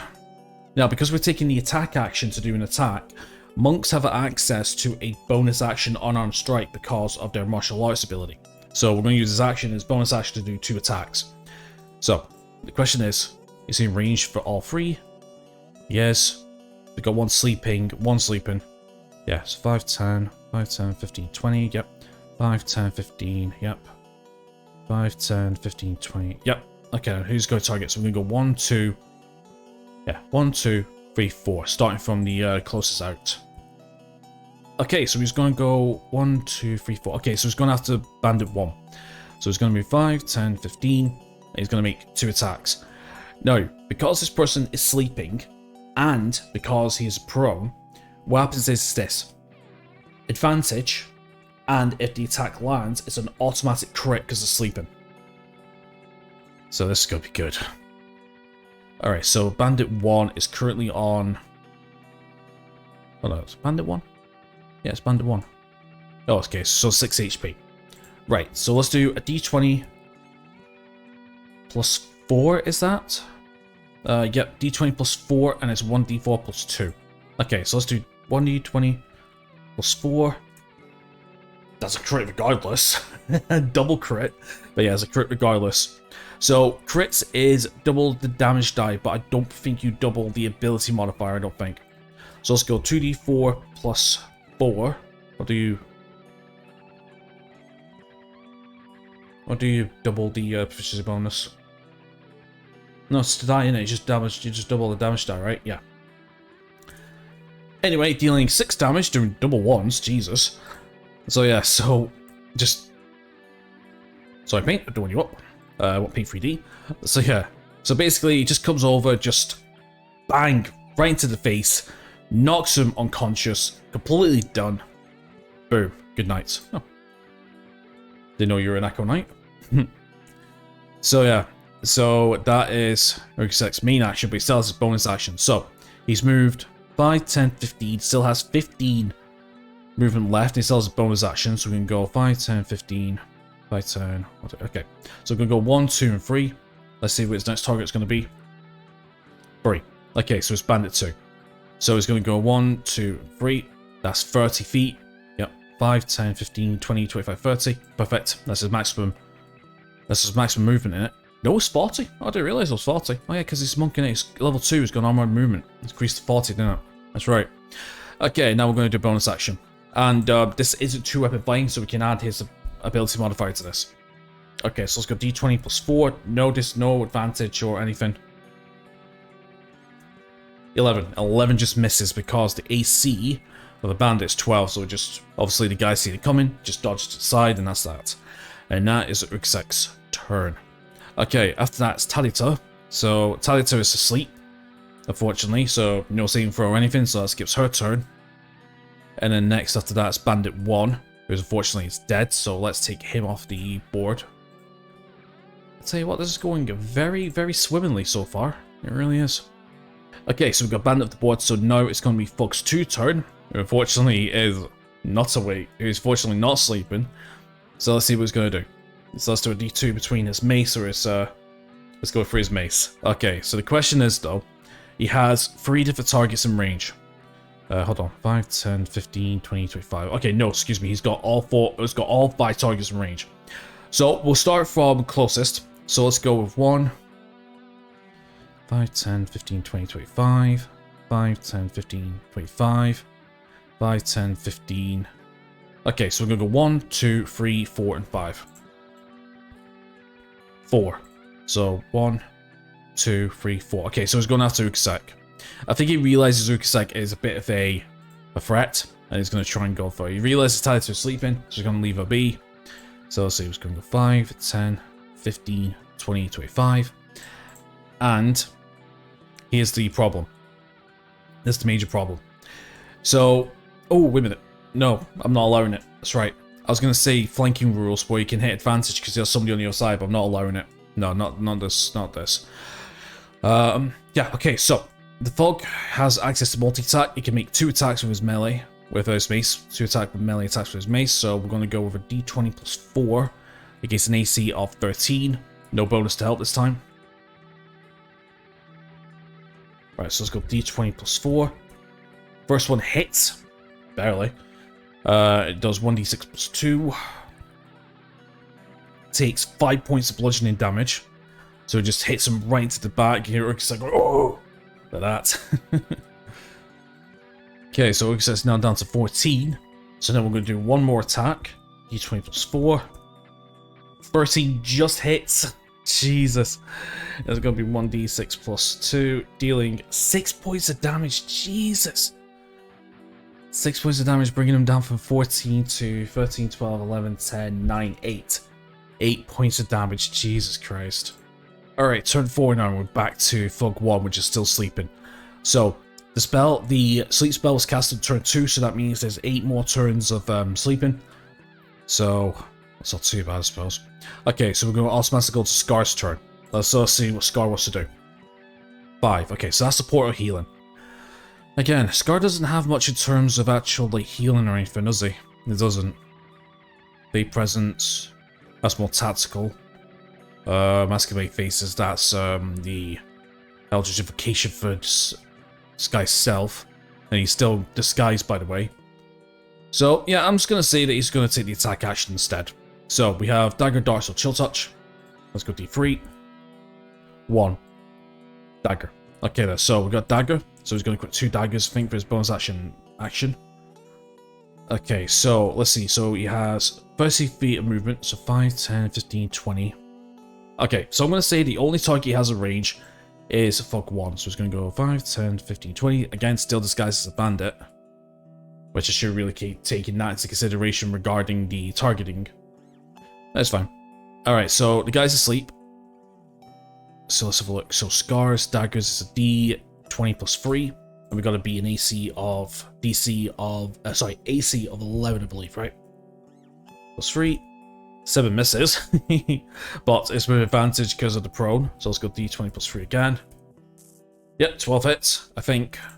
I'm sure it's 11. Alright. Yeah, it's 11, and it hits. And because he's sleeping, that's a crit. Wrong person. So that's 1d4 plus... So 2d4 plus 1. 2d4 plus 1. Dealing 4 points of damage. And that is the end of Bug 1. Put to eternal sleep. Now, it's not done yet with his bonus action, because even though he can move 5 more feet to make it 30, he technically can still throw his other dagger, because daggers have the throw, not ability, what's it? Property. Has the throw property of a range of 20 to 60 feet. 20 feet is made with normal attack roll, but if it's beyond 20, it's made with disadvantage, which 5, 10, hold on. 5, 10, 15, 20. 5, 10, 15, 20. 5, 10, 15, 20. Okay, so it's just within range. So yeah, so he's going to throw his other dagger. So this is 2-weapon fighting, so if it does hit, then it's just a 1d4, not adding the ability modifier. So let's just do a d20 plus 3, which sadly misses. So yeah, so it misses, it just shoots it away. So I'm going to say that because he's disguised, the Fog notices the dagger missing. So let's turn this around. So the Fog turns around, seeing the missed attack. Let's do another investigation check. Yeah, let's do another investigation check compared to the DC. So it's 11. But I think this time Because he's already checked him once, I'm going to add a +2 to the roll. So the investigation roll is going to be a d20 +2. It's got to beat an 11. And it beats an 11. So the fog turns around, sees the dagger missing, sees Scar. However, because Scar is slightly out of, not alignment, but slightly looks, because he made the attack, I'm going to say that his disguise starts to fizzle a little bit. It shows some patches of his real self. And the fog, looking closer, realizes it's a fake. It's not one of his allies. So I'm going to say the disguise wears off altogether. I'm going to say that. That might be a good way of balancing things if we're going to do this. Okay, so anyway, that's Scar's turn. So now we're on to Alkanac now. So Alkanac, let's see what it's going to do. Let's do a d6. Oh, by the way, let's realize the command. That is another spell slot's been used up. Just quickly changing the spell slot expended, so it's 2 this time. Okay, so let's see what Alkanac's going to do. 4 is tactical, so we have a choice between... So we got Minor Illusion as well, which we could have used. Yeah, because that involves debuffing as well, and controlling through using an illusion. Yeah, sure, let's do that then. Let's do a D3, let's see what it's going to do. So D3, 2. Okay, so we're going to go with Color Spray instead this time. So, is he in range for Color Spray? Good question. Color Spray is a 15. Is it 15 feet cone?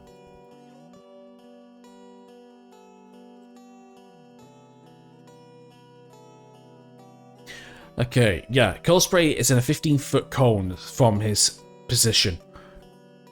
And roll a d10.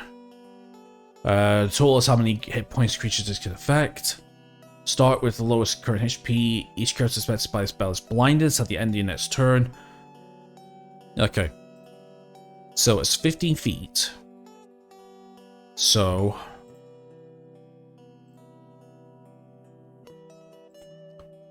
it's 15 feet.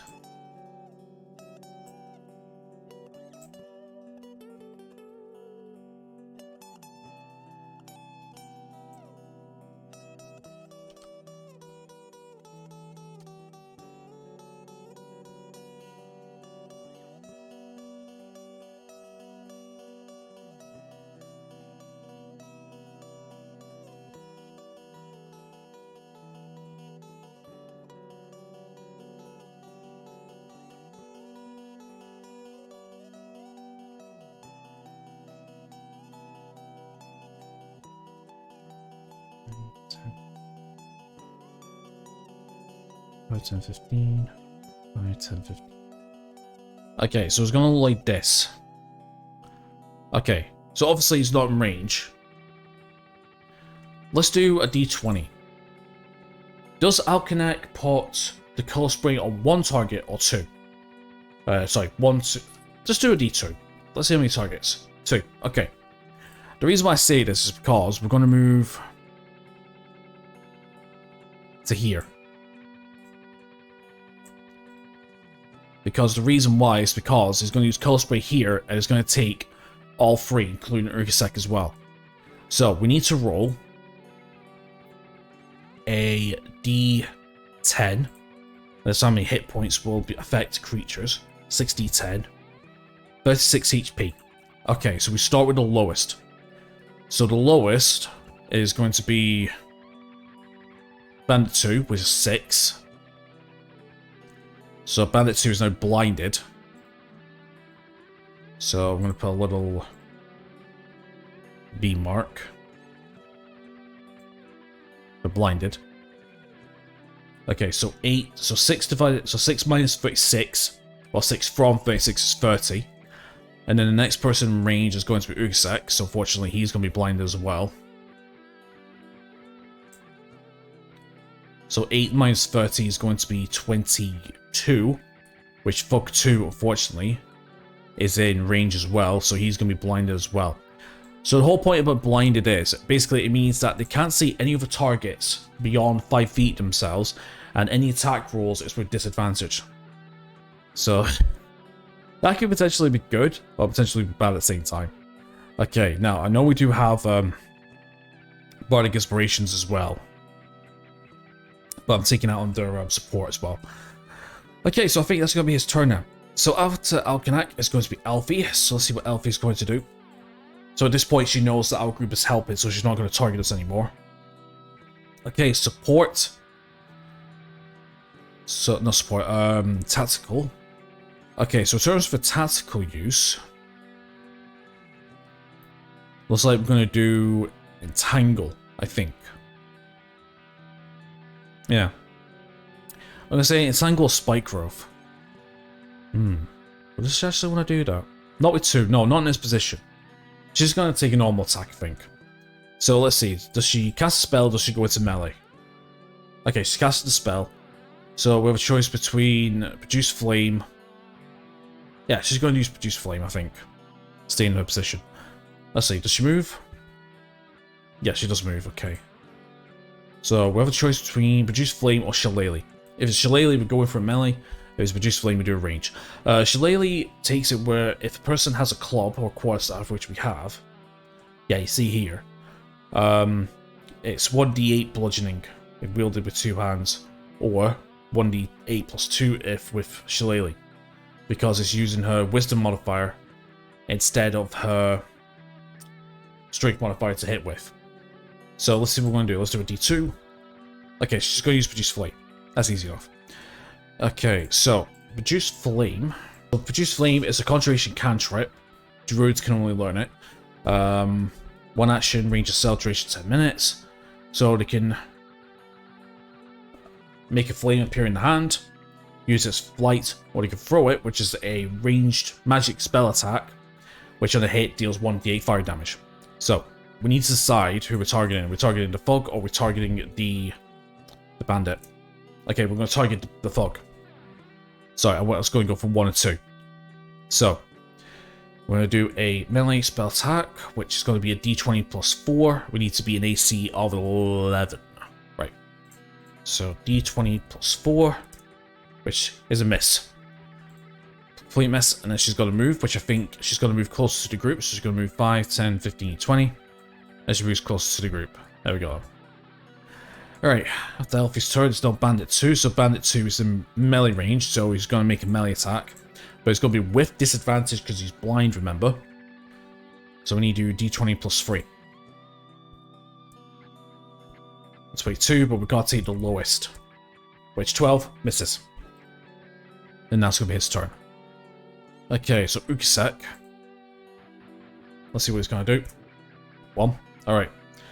So, because he's in melee, I don't think he wants to do a range attack. So, we're going to choose between... do we have the 1 short sword? We do. We have the 1 short sword. Okay, so we can either do a short sword attack or 2 unarmed strikes. Or breath weapon. Let's see what he wants to do. D3. Okay, breath weapon. Alright, so sensing he knows there's somebody in front of him, somebody behind him, he's just going to go all out and use his final dragon breath. So, we need to pick a direction. Are we going for the Thug or are we going for the Bandit? So 1 and 2. Okay, we're going for the Thug. Perfect. But the problem is it's in a 50-feet cone.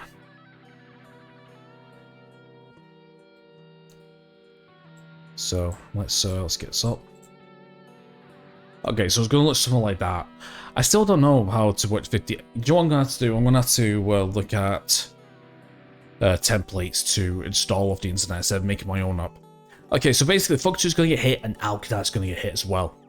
So we need to make 2 dexterity saving throws against Ukasek's DC, which is going to be a 12. So let's do that. So let's start with Alkadak first. So Alkadak's going to do a d20 plus 5.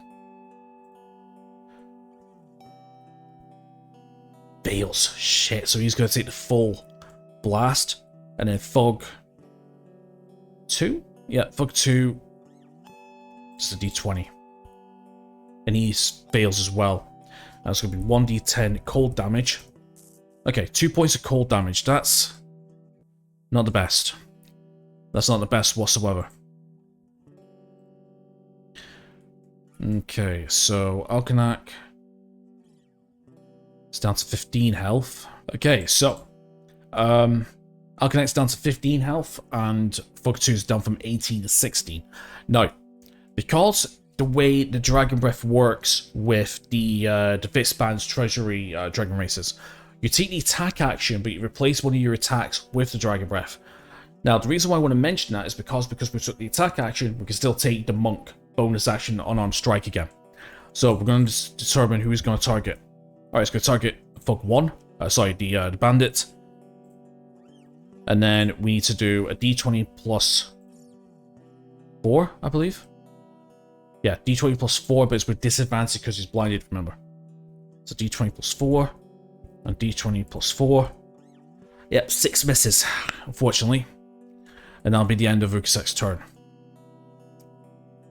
Okay, so after Ukasek is Talitab. Unfortunately, Talitab is still asleep. That's alright, so we've got Fog's turn now. So, the Fog's turn, so the Fog's in melee, so now he's going to stick to melee-based attacks. So, the question is, who's he going to target? Because he has both Ukasek and Alkanak at both melee range. So, Ukasek is 1, Alkanak is 2. Alright, so he's attacking Alkanak then. So let's do a d20 plus 4 is his attack. Yep, d20 plus 4. I'm going to do it twice because he can do 2 attacks. But we need to do disadvantage on both of them. So let's do the one first. Okay, so nat 1 complete miss. So that's the first one. Second attack is going on to Urksek this time. So let's do a d20 plus 4 for disadvantage. 7 so far. And yep, 7's a miss. Perfect. That is actually not too bad. And with Fog's 2 turn, we're on turn 5 now. Jesus. Right, okay, so we're at the start of turn 5 now. And things are going about as well as I expected, actually. I actually thought we were going to have a lot of trouble with this, but not really, surprisingly. Okay, right, well, let's start with Fog 1 then. Now, here's the thing I need to check first. Oh, wait a minute, Fog 1 is dead. Oh, of course, Fog 1's dead. Now, there's one thing I want to check. Obviously, I'm recording this in sessions rather than like one full recording. The colorblind spell. Now, it says that the effects of colorblind ends on the next turn. But I want to check to see if it's on Alkanak's turn or it's on their turn. Let me have a look.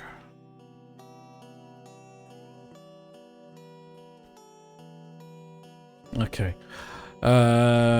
Each creature affected by the spell is blinded until the end of your next turn. Okay, so it's at the end of Alkanak's turn. Okay, alright, that's fine then. I mean, to be honest with you, Alkanak's turn is coming up soon, so the blindness would be ended off anyway. That's fine. So, we're at Scar's turn now. Okay, so let's see what he wants to do. We are so close to finishing this up. 4. Okay. So, we're going to go for a tactical then, right? So, the only thing in terms of tactical that I can think of is, of course, going to be the Fate Presence. So, Fate Presence is once per short/long rest, where basically anyone within the 10 feet range of the Archfey Warlock has to make a Charisma saving throw, I think, or it's a Wisdom saving throw. I'll have to have a look. I think it's a Wisdom saving throw, if I'm not mistaken.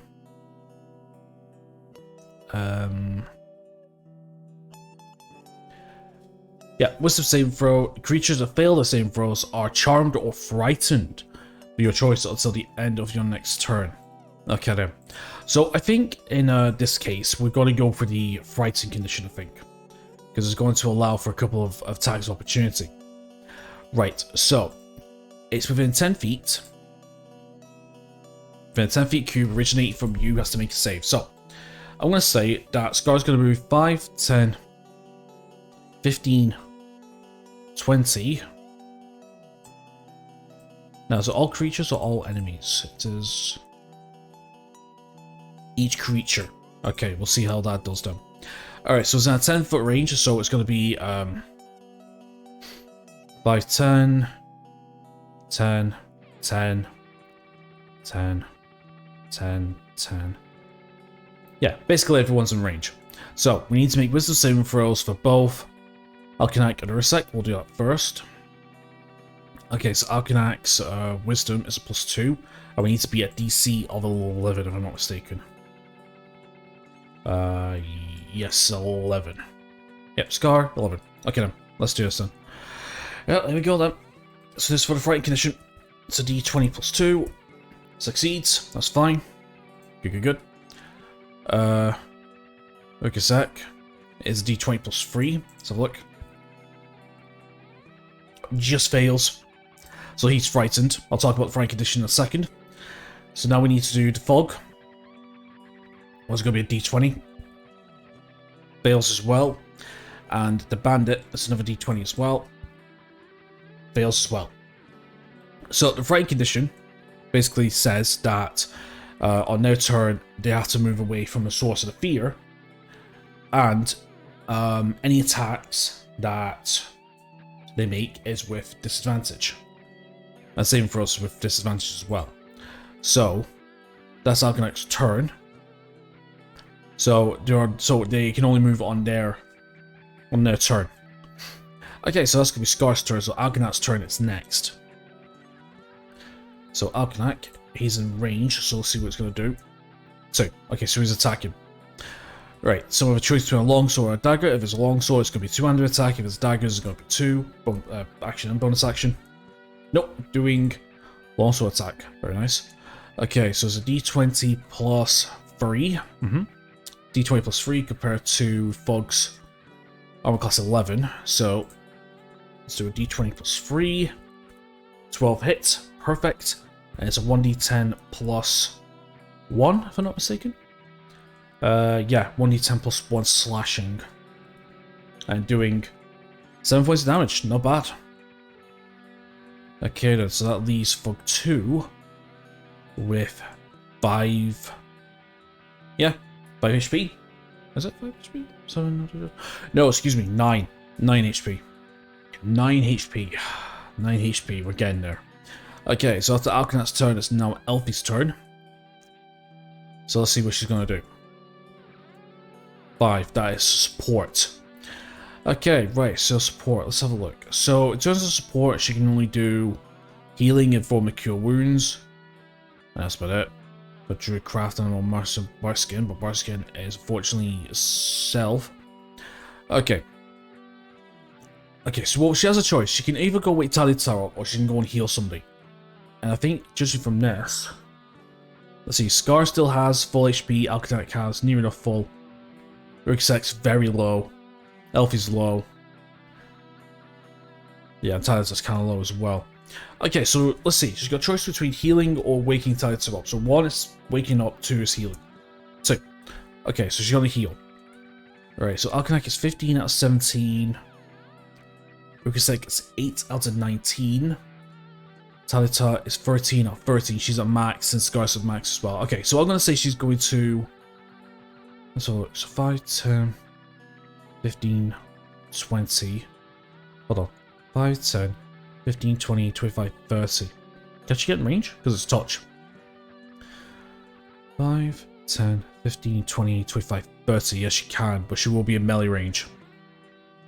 Okay, well, that's what she wants to do, so we'll go heal Rixek. So we're going to go 1, 5, 10, 15, 20, 25, 30. Assuming Druids can move 30 feet. They can, perfect. Alright, so she's going to heal with Cure Wounds. Let's do a D2 to determine what spell slot she's using. Okay, she's going to use a 2nd level spell slot, so that's going to be her last one of the... It's going to be her last one. So I'm going to leave that at that. And we're going to do a 2d8 plus 2 for the total formula.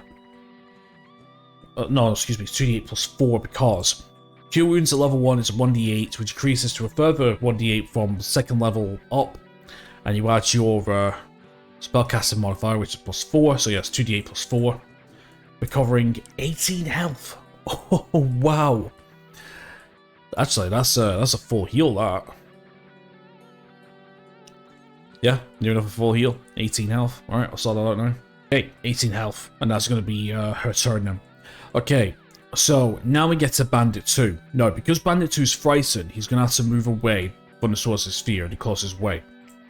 So to do that, he's going to use his action to dash. Because I believe with the frightened condition, the only action he can take is dashing to get away from the quickest meaning. So he's going to take the dash action, and this is going to be pretty cool because he's going to dash away. So I'm going to go 5, 10, 15. But because of that, Elfie and Urkiset is going to use the reaction to make an attack of opportunity. The way attack of opportunity works is if a creature moves out of melee range by their own action, not by some other ability or spell that pushes them away or makes them move in their own relation, but if they're moved by their own action, therefore being frightened and they have to move on their turn, then they can do 2 melee attacks. So let's start with Elfie first. So Elfie's going to make a melee attack with her quarterstaff. And we'll go two-handed, so that's going to be 1d6 plus 2 because we don't have her wisdom up with Shillelagh. So d20 plus 2. 9 is a miss. Yep, because it's a 12 armor class.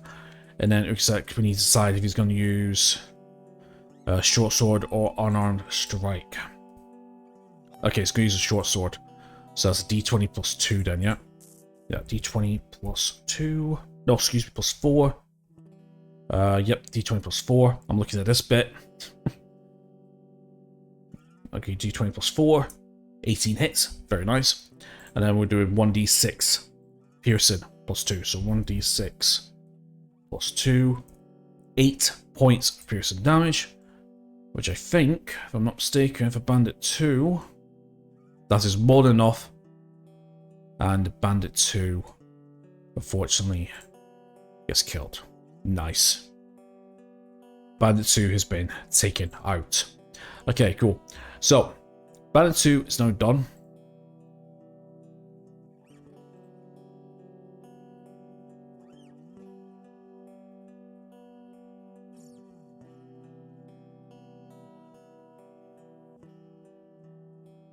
Okay, so Bandit 2 is now finished. So next turn is Urkiset. So Urkiset's going to do the same thing.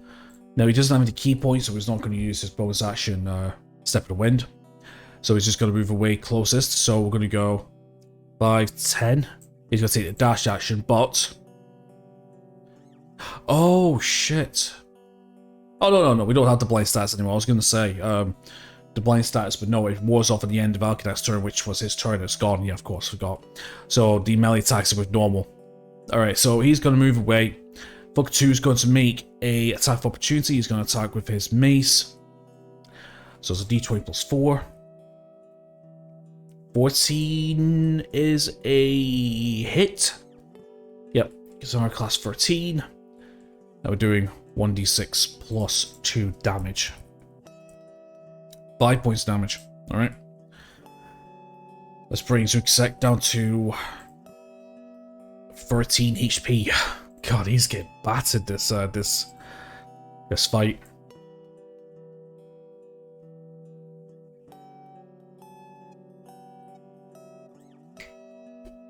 I just remembered. Disadvantage from the Fighting Edition.